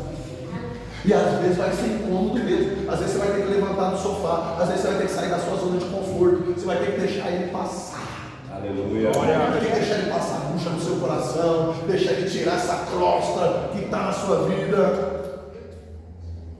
Né? Se já irmãs me falam, me vou pastor, estou vendo essa janela aí, essa janela aí precisa não. Vai lá, Deus te usa. E assim, às vezes, Deus com nós, irmão. Deus começa a olhar e falar, estou vendo um sujeirinho ali, estou vendo um negocinho ali. Aleluia. Glória a Deus. Vou ter que espremer, vou ter que torcer, vou ter que lavar, mas eu vou tirar. Aleluia. Mas a gente não aceita, a gente não deixa. A gente arruma desculpas. Não, seu marido está tão sujo assim. Olha, limpo no Samuel. Limpo no Denilson. Não, eu não, sou pastor. Meu está tudo certo. Será mesmo? É hora de nós nos centrarmos naquilo que Deus tem a fazer, irmão, a nós, porque senão a gente vai ficar falando aqui de adoração, a gente vai ficar falando aqui de salmo, a gente vai ficar falando aqui de pecado, a gente vai ficar falando aqui de Gênesis e Apocalipse. A nossa vida vai continuar a mesma, e não vai adiantar nada. Porque o pecado do outro não pode me incomodar mais do que o meu próprio pecado. Porque o que pode me levar para o inferno não é o pecado do outro, é o meu pecado. Eita glória! O pecado de alguém não pode te constranger, te incomodar mais do que os seus próprios pecados. Você entende isso? Porque os pecados do outro é com o outro e Deus. Agora, os meus pecados podem me arrastar para a profundeza do inferno. E isso independe se eu sou pastor, se eu sou obreiro, se tenho mole na cabeça ou se não tenho. Isso é sobre caráter, é sobre vida, é sobre mudança, é sobre transformação. A gente volta no contexto de novo, é sobre arrependimento. Aleluia. Arrependimento é uma coisa tão séria, arrependimento é uma coisa tão poderosa, que Deus, quando Ele exclui os anjos do céu, Ele fala assim, para vocês não vale não, tá? Vocês sabem o peso que tem o arrependimento. Então vocês não adianta vocês se arrependerem. Vocês fizeram coisa muito séria e vocês têm consciência do que vocês fizeram. Então para vocês não pode se arrepender não. Por isso que o diabo tem tanta raiva de nós. Porque a gente pode ter se enfiado na lama, a gente pode ter caído, a gente pode ter se arrebentado. Se o crente fizer uma oração sincera a Deus e alcançar arrependimento verdadeiro no coração, Deus perdoa, Deus transforma e Deus levanta. Glória a Deus. Mas para eles já não há esperança. Você pode glorificar a Deus por isso? Glória a Deus. É por isso que alguns de nós aqui já até saíram da igreja, como eu. É por isso que alguns de nós aqui já até largaram de estar dentro da igreja e foram para o mundo. Mas encontramos arrependimento em nossos corações e voltamos para casa arrependidos. E não queremos mais voltar atrás, não queremos mais retroceder. Entendemos que para nós já não há mais essa opção. É por isso que Deus pega a gente nas mãos, levanta e coloca de pé e faz uma nova criatura e dá uma história nova e faz tudo novo. Porque houve arrependimento. E aqueles que nunca saíram da igreja, mas também nunca mudaram, nunca deixaram de ser soberbos, nunca deixaram de ser homicidas, nunca deixaram de ser rancorosos. E aí vai ter gente que naquele dia fala assim, mas peraí, o Walter já se afastou, o pastor Thiago já se afastou, o Thales já se afastou, o Samuel já se afastou. Eu não fiquei sem tomar uma ceia. Aí Jesus vai dizer assim: antes não tivesse tomado, é por isso que você está. É por isso que você não vai entrar. É por isso que você não vai entrar. Se você tivesse entendido a seriedade da sua vida, se você tivesse entendido o constrangimento que você trouxe para o reino dos céus, se você tivesse se colocado no seu lugar, agora você ia passar por essas portas aqui. Aleluia. Mas você nunca saiu da igreja. Não, senhor. Pois é, e agora também você não vai sair não, você vai continuar lá, porque aqui a porta do céu está fechada. Você continua lá na igreja. Antes tivesse saído, antes tivesse ido para o mundo, antes tivesse encontrado um arrependimento, antes tivesse mudado de verdade, antes tivesse se constrangido pela palavra, porque aí teria o caráter transformado e a vida renovada. Aleluia. Entende? Então não é sobre eu nunca errar com Deus, é sobre eu reconhecer os meus erros e os meus defeitos diante da presença dele. E quem é ele diante de mim? Simples assim. Entende? Então não é sobre nunca errar, é sobre reconhecer os próprios erros. Buscar mudança, buscar transformação, buscar renovo. É o que nós precisamos. Eu já tenho trabalho. Quem me via vir para a igreja, o que falava, pastor? Quando eu aceitei Jesus, está aqui, o pastor que me ganhou para Jesus está aqui. Isso aí é fogo de palha, né? Não dura uma semana, né? Pastor, você está perdendo tempo. Estou mentindo? Estou mentindo? Você faz, eu estou mentindo. É verdade, eu estou falando verdade. Ia para a igreja, armário. Né, pastor? Aceitei Jesus da arma lá de fora, lá da igreja. Não é? Pastor, você está perdendo tempo. Pastor, isso é caso perdido. Pastor, não adianta não. Pastor, isso aí, daqui a pouco está no mundo de novo. A maioria daqueles que não estão na igreja hoje, todos estão fora da presença de Deus hoje. Porque estavam mais preocupados com a minha vida e como eu estava vivendo em Deus do que com as suas próprias vidas. Estavam mais interessados com a vida do outro do que prestando atenção na própria vida diante de Deus. Resultado: estão fora da presença de Deus até hoje. E eu estou falando para você coisa de mais ou menos aí uns 20 anos atrás. 17 a 20 anos atrás. É isso, você? É isso mesmo. Hã? Isso é a consequência de quando, aquilo que eu falei, né? O pecado do outro, a vida do outro te incomoda mais do que o seu próprio. Está errado, Está errado. Eu preciso olhar para dentro de mim. Quando você vê alguém tão incomodado com a vida do outro ou com o jeito do outro, está do jeitinho que o diabo quer. Por quê, pastor? Porque quando eu estou incomodado com o erro do outro, com a falha do outro, com a vida do outro, eu não presto atenção naquilo que eu tenho de mais precioso: a minha salvação. Se a gente não tomar cuidado, quando parar para prestar atenção, vai ser tarde. Mas pela misericórdia de Deus, que eles acordem enquanto é tempo. Que esses que hoje não entendem e olham e às vezes se preocupam mais com a vida de A ou de B do que com a sua própria vida, tem pais que vão conseguir ganhar os filhos para Jesus e vão perder a sua salvação. Tem mães que vão conseguir ganhar os filhos para Jesus, mas vão perder a salvação. Porque estão deixando de fazer a sua parte, estão deixando de fazer o que tem que fazer, estão largando a sua vida com Deus em prol de resgatar alguém que Jesus já morreu para salvar. E eu não estou dizendo aqui que você não tem que evangelizar, não estou dizendo aqui que você não tem que cuidar, não é isso que eu estou dizendo. Eu estou dizendo que a sua vida, a sua salvação é mais importante, porque é só dela que você vai ter que dar conta diante de Deus. Daí vem a mensagem para os pregadores, né? Não adianta ganhar o mundo inteiro e perder a sua própria salvação. A gente tem que evangelizar, e tem mesmo. A gente tem que ir para fora, tem mesmo. Mas a gente tem que ganhar o mundo, tem mesmo. Mas eu não posso perder a minha. Eu tenho que estar bem para eu orar por alguém. Eu tenho que estar com a minha vida, não só de consagração e jejum em dia, mas eu tenho que estar com o meu relacionamento com Deus. Aleluia. Eu tenho que estar com a minha lição de casa feita para eu ajudar o coleguinha. É isso que a gente esquece. A gente vai ajudar um coleguinha com a lição de casa e a gente esquece da nossa. Aí o coleguinha tira a lição depois e a gente se ferra. Porque eu esqueci, mas professor Jesus, por que você não fez a lição? Ô Jesus, eu estava ajudando o coleguinha. Eu falei, então, o coleguinha passou. O coleguinha passou nos portões celestiais, mas você não vai passar. Por que não, Jesus? Eu ajudei então. Você ajudou tanto ele, que a vida dele agora está maravilha. Ele tirou nota boa. E a sua nota está ruim. Porque você deixou de fazer por você. Você deixou de fazer a sua parte. Você deixou de fazer o seu. E agora? Aleluia.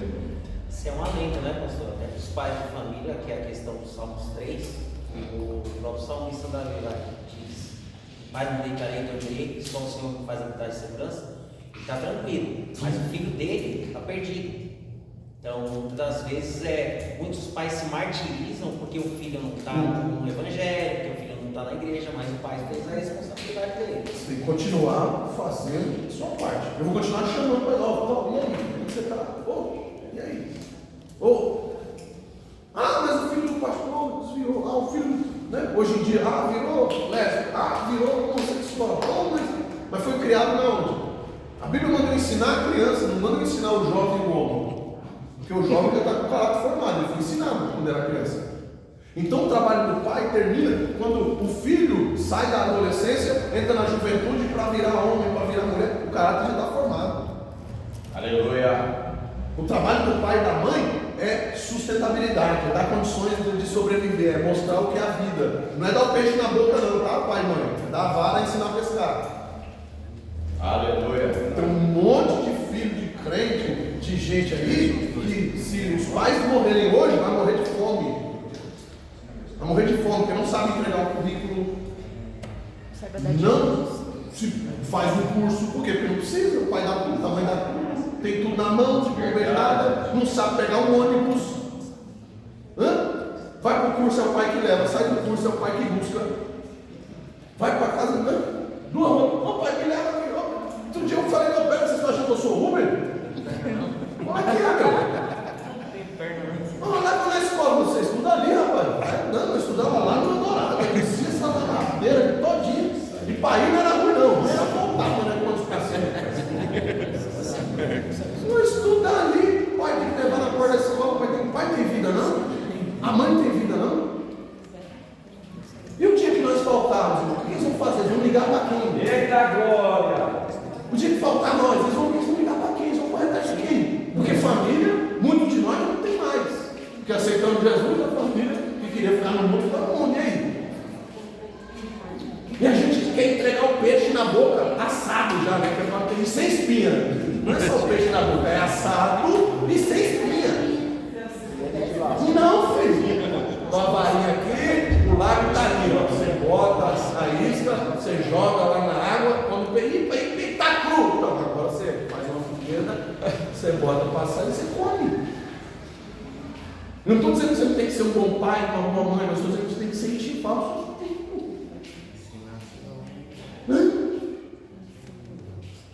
Eu era o filho mais velho de uma sequência de outros 3 irmãos. Com 12 anos de idade, eu cuidava de fazer uma madeira, eu já passava a roupa, eu lavava a roupa. Chegava na escola, minha roupa era dobradinha, tudo no lugarzinho.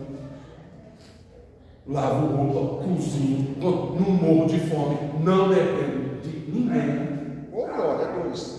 Tem a minha esposa, ela faz a parte dela, mas se um dia ela faltar, ou se um dia ela não fizer, ou se ela ficar doente, a gente não morre de fome. Aleluia. Você entende? Agora nós estamos diante de uma geração que para eles, muitas das vezes, salvaguarda quem mora longe, né? A gente tem aqui a Paloma mora lá do outro lado, não dá para. Mas a gente tem pessoas aqui que moram, né, próximo da igreja. Se o pai e a mãe não trouxer, não vem.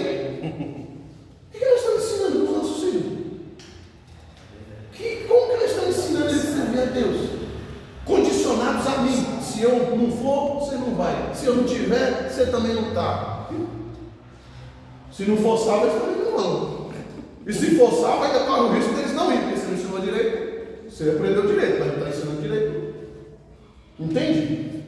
Por isso que a turminha que aprende comigo, eu falo, irmão, vai além, não é só ensinamento. A gente não está aprendendo aqui só para usar aqui, ó, dentro das quatro paredes da igreja. Aleluia. Tem gente aqui que aprendeu a ser promovido no trabalho aqui dentro. Teve gente aqui que aprendeu comportamento gerencial aqui dentro, no ensinamento. Ganhou de gente que estava na faculdade. Por quê? Porque sabia falar, sabia se comportar, sabia agir, sabia o que falar.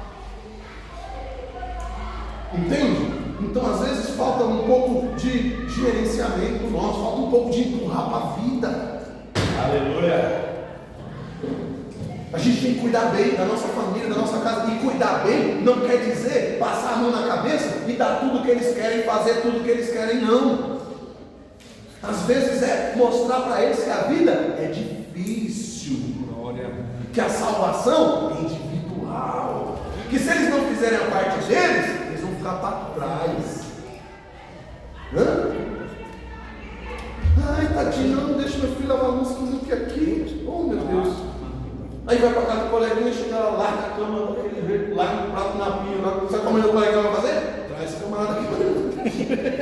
Deixa lá na cadeira da mãe dele, tem a obrigação de ser escravo dele. Não tem não. É assim ou não é? Não vai ter amigo. Vai ser zoado, vai ficar para lá. Então, irmão, não é só sobre Bíblia, não é sobre agradar e fazer a pessoa se sentir o mais confortável possível. A igreja não é para deixar ninguém confortável, a igreja é para te constranger mesmo, para fazer você se mexer. Aleluia. Podíamos ter um ar-condicionado, podíamos ter umas cadeiras melhorzinhas, porque essa cadeira podia ser acolchoada, uma coisa mais. E o que a gente ia fazer? Ia ficar melhor para dormir. A mente mais climatizada, a cadeira confortávelzinha.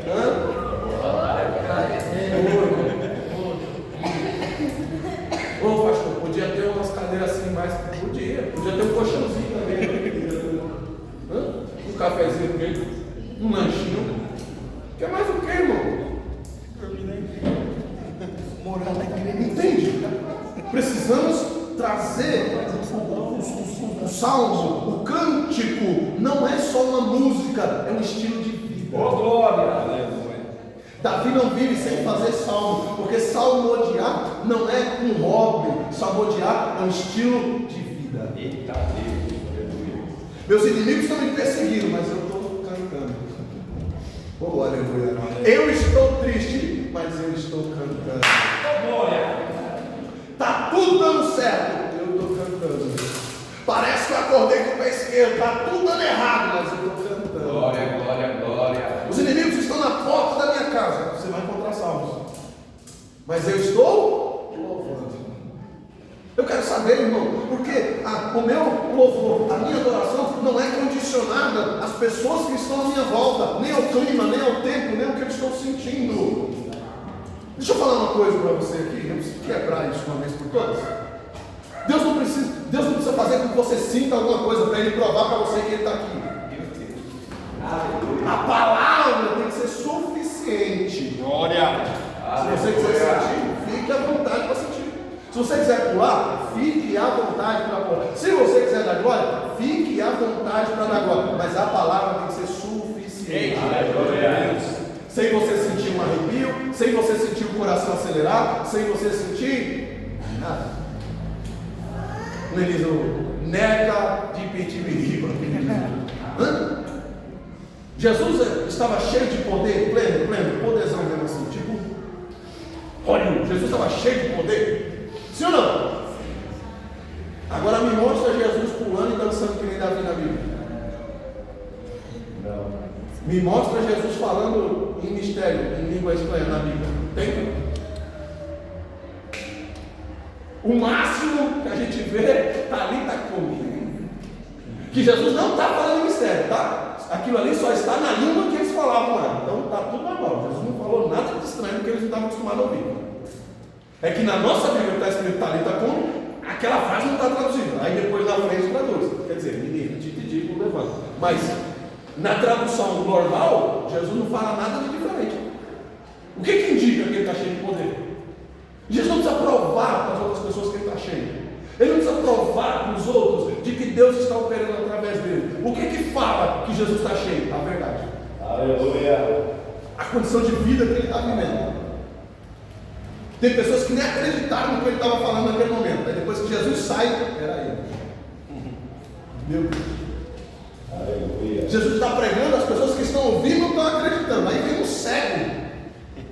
Jesus, filho de Davi. Aleluia. Rapaz, estou aqui pregando vocês aqui. Tem gente aqui que pode me abraçar e não abraça. Tem gente que pode aqui chegar perto de mim e não chega. Vem um cego gritando lá do meio da multidão.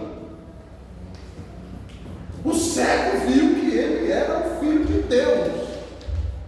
E os outros que estavam ali, achando que estava diante de mais um professor. De novo, mais um pregador de praça. Sai daí. Outro pastorzinho, sai fora. Aí vem o cego. Jesus, filho de Davi, tem misericórdia. Jesus falou, não, tem que curar. Eita, glória a Deus, aleluia. Por que não cura? Você entende? Então cuidado, para o inimigo não te enganar e às vezes achar que Deus não está falando com você porque você não se arrepiou. O diabo soprar no teu ouvido que Deus não está falando com você porque você não teve vontade de pular. Vai na piscina de bolinha, vai no crescer, vai no operário, quer pular, vai lá. Aqui é para você ouvir a palavra de Deus, para você ser instruído, para você receber um estilo de vida, para você mudar o seu caráter, a sua conduta. Glória. Aqui não é lugar de se divertir. A gente se diverte porque a gente ama o que a gente está ouvindo aqui. Glória a Deus. A gente se diverte porque a gente ama a palavra. Mas aqui não é lugar para vir se divertir. Eu vim na igreja para ouvir uma palavra para mim. Confortável. Vai assistir um filme de romance. Vai assistir uma série na Netflix. Pelo amor de Deus. Vai ver um dorama. Quer chorar? Vai assistir um dorama. Vai sei lá. A igreja não tem, irmão, nós estamos muito errados. A igreja não tem essa obrigação. A igreja tem a obrigação de abrir os teus olhos para você não cair no fogo do inferno. Ponta cabeça. Aleluia. Que passar disso é procedência do maligno. Agora, se a gente ama a palavra, se a gente ama Jesus, se a gente ama aquilo que Jesus está fazendo, se eu sei que Jesus está zelando pela minha vida, isso vai me trazer alegria. Glória a Deus. Jesus está cuidando da minha vida. Jesus está cuidando. Glória. Aleluia. Nicodemo, Nicodemo, você precisa nascer de novo. Jesus, o senhor tem razão. Jesus, olha por mim, Jesus. Eu sou um professor perdido. Eu não aprendi nada a vida inteira. Jesus, na verdade, olha por mim. Entende? Diferente de um fariseu, quem é custou para ensinar as escrituras para nós? Muda até o jeito de falar, porque Deus falou que Quem está aí? Que entidade que baixou aí agora? Que eu te conheço. Você não fala assim.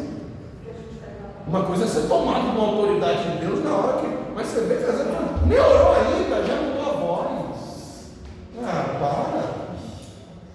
Para. Não deu glória o culto inteiro. Agora. Para. Quer enganar quem? Está no lugar errado. Aqui não. Mas tem visão de Deus. A gente enxerga, a gente ainda ouve. Eu dou de bobo, mas de bobo não tem nada. Porque a gente precisa entender o que Deus quer de nós, porque senão a gente vive enganado, irmão. A gente fica brincando de amarelinha dentro da igreja. Olha, não bate papo. O culto foi da hora. Na segunda-feira sai do trampo chorando. De novo essa vida. Eu não queria estar aqui, meu Deus, eu não queria esse serviço. Misericórdia. Irmão, eu não estou falando eu estou falando de diferença de horas. O culto termina no domingo à noite, mas na segunda-feira de manhã. Que encontro com Deus foi esse? Verdade, aleluia. Que encontro com Deus foi esse? Porque Jacó está sem nada, está na miséria, no meio do deserto, dormindo numa pedra. Tem um encontro com Deus, no outro dia ele levanta, irmãos, ninguém me para. Aleluia. Tomou uma decisão de vida, ninguém me para. Chega em Padarã, querendo mudar de vida. Tem serviço? Tem, então eu vou trabalhar. Aleluia. Eu sei o que eu vim fazer aqui. Verdade. O cara não tinha dinheiro para nada. Vou casar. E o dote? Miserável, você não tem nada. Tem um encontro com Deus. Deus falou que vai me patrocinar. Deus falou que vai me pagar. Tive uma conversa com Deus. Eu falei com Deus que tudo que Ele me der, eu vou devolver a parte dele. Então, Aleluia. Glória a Deus. o cara assina um contrato de 7 anos sem ter nada. É forte. E aí? Resultado de quem tem um encontro com Deus. Agora você me fala para mim, teve um encontro com Deus no domingo. Na segunda-feira, está mandando mensagem para os outros murmurando.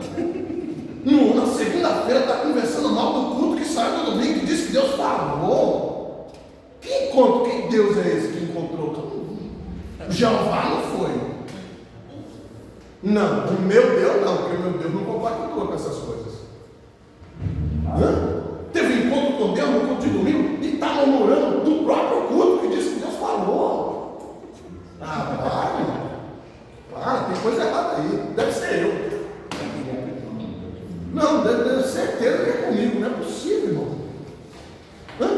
Você entende isso? Que é desconexo, não conversa. Porque quando a gente tem um encontro com Deus, irmão, não importa. Davi está salmodiando, cuidando das ovelhas, o encontro com Deus, e aí chega um leão tentando atrapalhar o missionário. Vou acabar com o culto de Davi agora. Uau, Davi, venha! Vamos acabar com o meu culto aqui, acabar com a minha alegria? Eita, Vem cá. Não, pastor, o pior não é nada. Ele vai, ainda tem, aí conta com outro irmão da igreja. Você não viu que você quer? Leva para outro. Aí esse mensageiro leva para outro, leva para o outro aí. Mas por quê? Não, mas é tudo no mesmo ciclo. Está tudo dentro. Deus estava falando, está no culto que Deus manifestou realmente. Você viu a manifestação de Deus. Mas isso é sinal de que você não participou do que Deus fez. Porque se você participa do que Deus faz, você fica envolvido naquela glória. Fala para mim, no dia de Pentecostes, você está achando que aquele fogo, aquela graça, foi só no dia que a língua. Não, aquilo ali durou dias. Aleluia. Acabou o culto para quem não quer, pode ir embora, nós vamos continuar adorando, nós vamos continuar falando, vamos continuar falando mistério. Quer fofocar, está no meio do povo errado. Aqui não é roda de escarnecedor, aqui não está para glorificar, não está para falar de Deus. É falar mal dos irmãos, você está no lugar errado. Sai perto de mim. Eu quero adorar. E eles continuam falando mistério. Você vê que o negócio, por isso que Deus prova, irmão. A casa está cheia, Deus não faz nada. Está achando que Deus está preocupado com quantidade? Você está achando que Deus está preocupado com qualificações? 500 crentes lá e vem o Espírito Santo e vem. Imagina o barulho, irmão. Fizeram mais barulho do que os 120 foram cheios do poder depois. E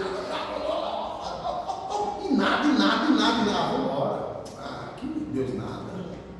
Nós estamos no lugar errado. Essa igrejinha aí, esse pastorzinho aí, que nada, vamos embora. Se fosse para fazer, Deus já tinha feito. Deus está nesse negócio aí não, olha só, olha. E com essa conversa mole aí, 380. Tchau. Por embora. É verdade, você está certo. Eu acho que Deus não manda. Realmente, eu acho que essa igreja aí, deixa eu sair daqui. Você está certo. 120, não quiseram saber nem a hora que começou, nem a hora que terminou o culto. Nós vamos fazer o que aqui? Adorar. Então. Aleluia. Começa a adorar. E começa a consagração de manhã. E entra pela tarde. Aleluia. E vem da noite. Eles estão adorando. Daqui a pouco quem está longe. Quem viu o fogo pegando na firma aí ontem foi mais ou menos daquele jeito. A fumaça subindo, o fogo escalando. Tem uma coisa acontecendo ali. Tanta gente passou correndo.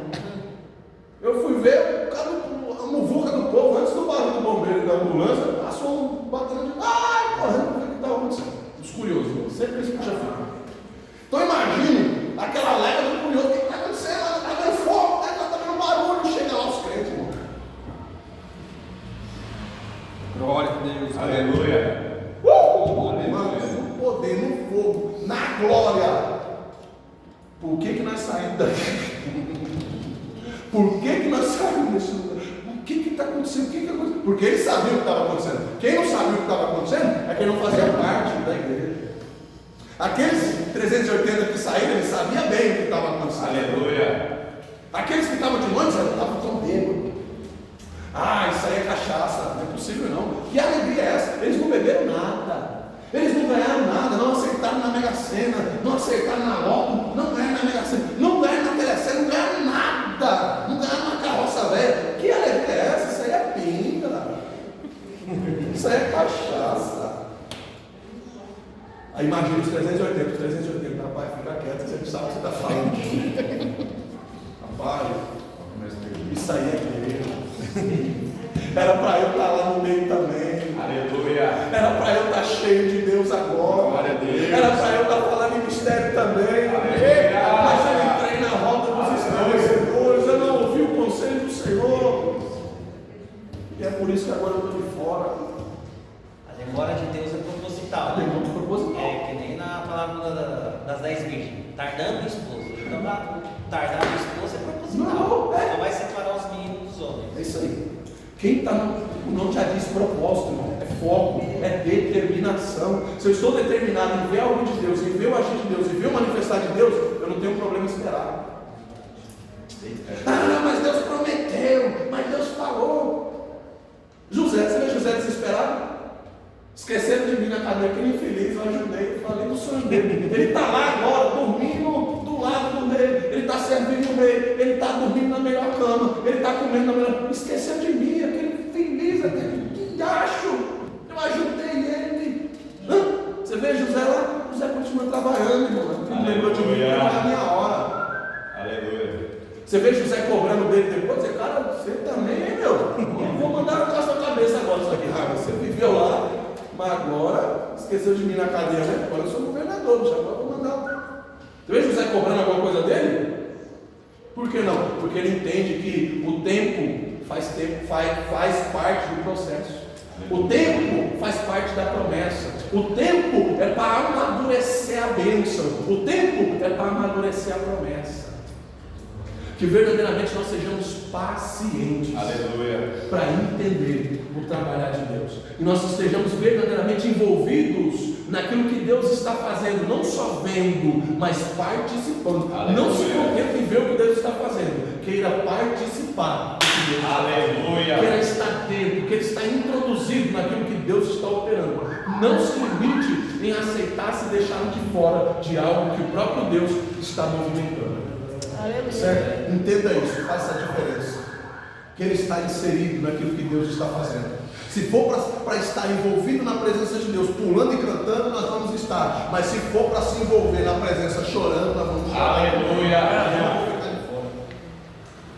Porque às vezes as pessoas não entendem o mover e o agir de Deus no meio de toda essa situação. Que a gente possa verdadeiramente entender. Eu estou encerrando aqui, meu Deus. Salmo 9. Glória a Deus. Salmo 9, a gente vai dissertando o Salmo, e no meio do Salmo, a gente pega uma fala do próprio Senhor Jesus, porque a gente tem aquilo, né? Ah, Deus vai trazer algo novo, o novo de Deus é novo na minha e na sua vida, é algo que Ele não fez ainda para nós ou em nós, mas Deus não precisa criar mais nada novo. Pode ser algo novo na minha vida. O emprego que alguém perdeu, que é velho para alguém, pode ser novo na minha vida. Uma situação de Deus na minha vida, uma bênção de Deus na minha vida, ela pode vir de uma forma extraordinária. Está acontecendo aqui, ó, Salmo 9, verso 8. Ele mesmo julgará o mundo com justiça, julgará os povos com retidão. O Senhor será também um alto refúgio para o oprimido e um alto refúgio em tempos de... O que é isso aí? Mateus 11, 28. Vós que estáis cansados, vinde a mim, vós que estáis cansados e sobrecarregados, e eu vos aliviarei. O que Jesus está ensinando ali? Salmo 9. Ah, pastor, porque eu não prego? Pastor, porque eu não leio a palavra inicial? Porque eu não tenho uma teologia? Porque eu não tenho... Você tem paciência para ler Salmo? Consegue ler Salmo? Você conseguir ler Salmo, depois você vai desenrolando, mas se você tiver a capacidade de ler Salmos, você já leu metade da Bíblia.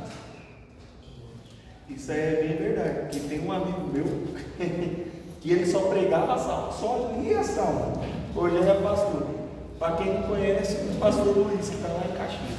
Era só salmo, só. As primeiras oportunidades, era Só salmo, só salmo. Hoje é pastor.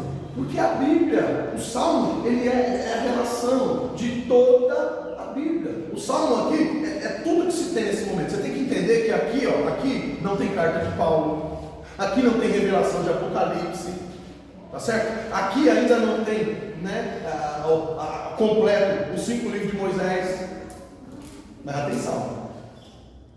E aí depois Moisés vem e junta tudo isso e é agregado todas essas coisas em Salmo.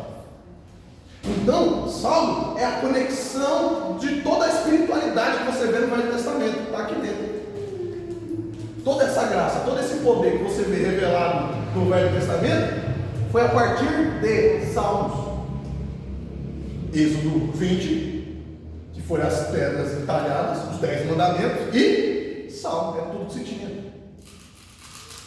E as histórias do que Deus tinha feito com os hebreus na passagem pelo deserto. E a história de Jó, que já era conhecida no tempo dos patriarcas. E a história de Abraão, de Isaac, de Jacó. É a mesma coisa. Só que a história de Jó ganha uma proporção maior, ganha um livro separado. Senão a gente teria que ter um livro para Abraão, um livro para Isaac, um livro para Jacó. Tudo isso está inserido no Velho Testamento ali dentro dos livros de Moisés. A única diferença é que eles não foram separados, estão separados em capítulos, não em livros, tá certo? Mas é tudo dentro do mesmo contexto. E aí me fala, esses caras não tinham um culto que nem a gente tem. Culto sábado, domingo, ensinamento terça. Você tem noção disso? Essa galera não tinha o que nós temos, não tinha. Eles não tinham o que nós temos. Não tinha. Abraão não teve, Jacó não teve, Moisés foi ter depois que criou o tabernáculo. Você entende? Os caras não tinham isso. E atingiram um nível de intimidade com Deus daquela forma. Imagina nós, irmão, com a instrução diária. Glória a Deus. Instrução semanal.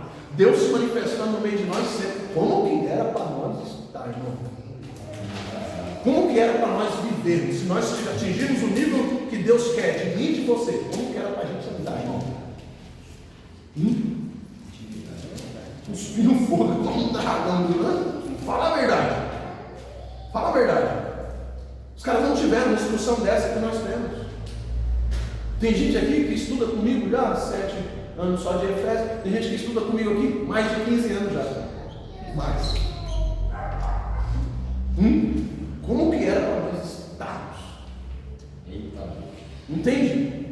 Então será que é Deus que está deixando de fazer algo por mim? Ou será que sou eu que não estou absorvendo aquilo que Deus quer para a minha vida? Será que Deus está tardando a promessa? Ou sou eu que estou pulando fora da promessa? Deus está tardando a promessa? Ou eu que não aceitei a vontade de Deus para a minha vida e quero que Deus faça a minha própria vontade? Mas eu estou reclamando que Deus não fez o que eu quero que Ele faça. Mas eu estou aceitando o que Deus quer fazer? Entende?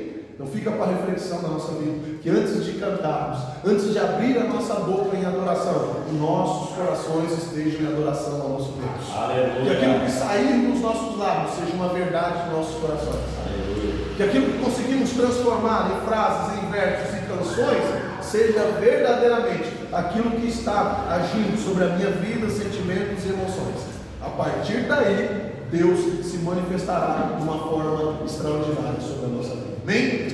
Glória a Deus. Não tem mais tempo? Amém. É isso. Eu estou trabalhando. Perdão.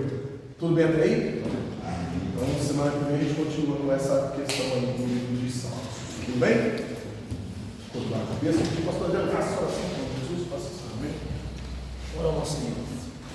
Altíssimo Deus, Pai, muito obrigado, Deus, por esse momento que o Senhor, aleluia, nos preparou, Deus, por estar aqui, te adorando e te louvando. Nos leve, meu Deus, em paz para nossas casas, para o nosso lar, Deus, nos trazendo a tua proteção, Em nome de Jesus, assim eu te peço para todo sempre. Amém, Jesus. Irmãos, eu não apresentei quem são de casa, né? Pastora Daniela, são de casa, de todo mundo já conhece eles. Então, eles estão bem, mãos erguidas. E que o grande amor de Deus, a graça do nosso Senhor e Salvador Jesus Cristo, que a comunhão e as consolações do Espírito Santo de Deus seja sobre a vida de cada um de nós, até a volta do nosso Senhor e Salvador Jesus Cristo. Veja comigo? Amém.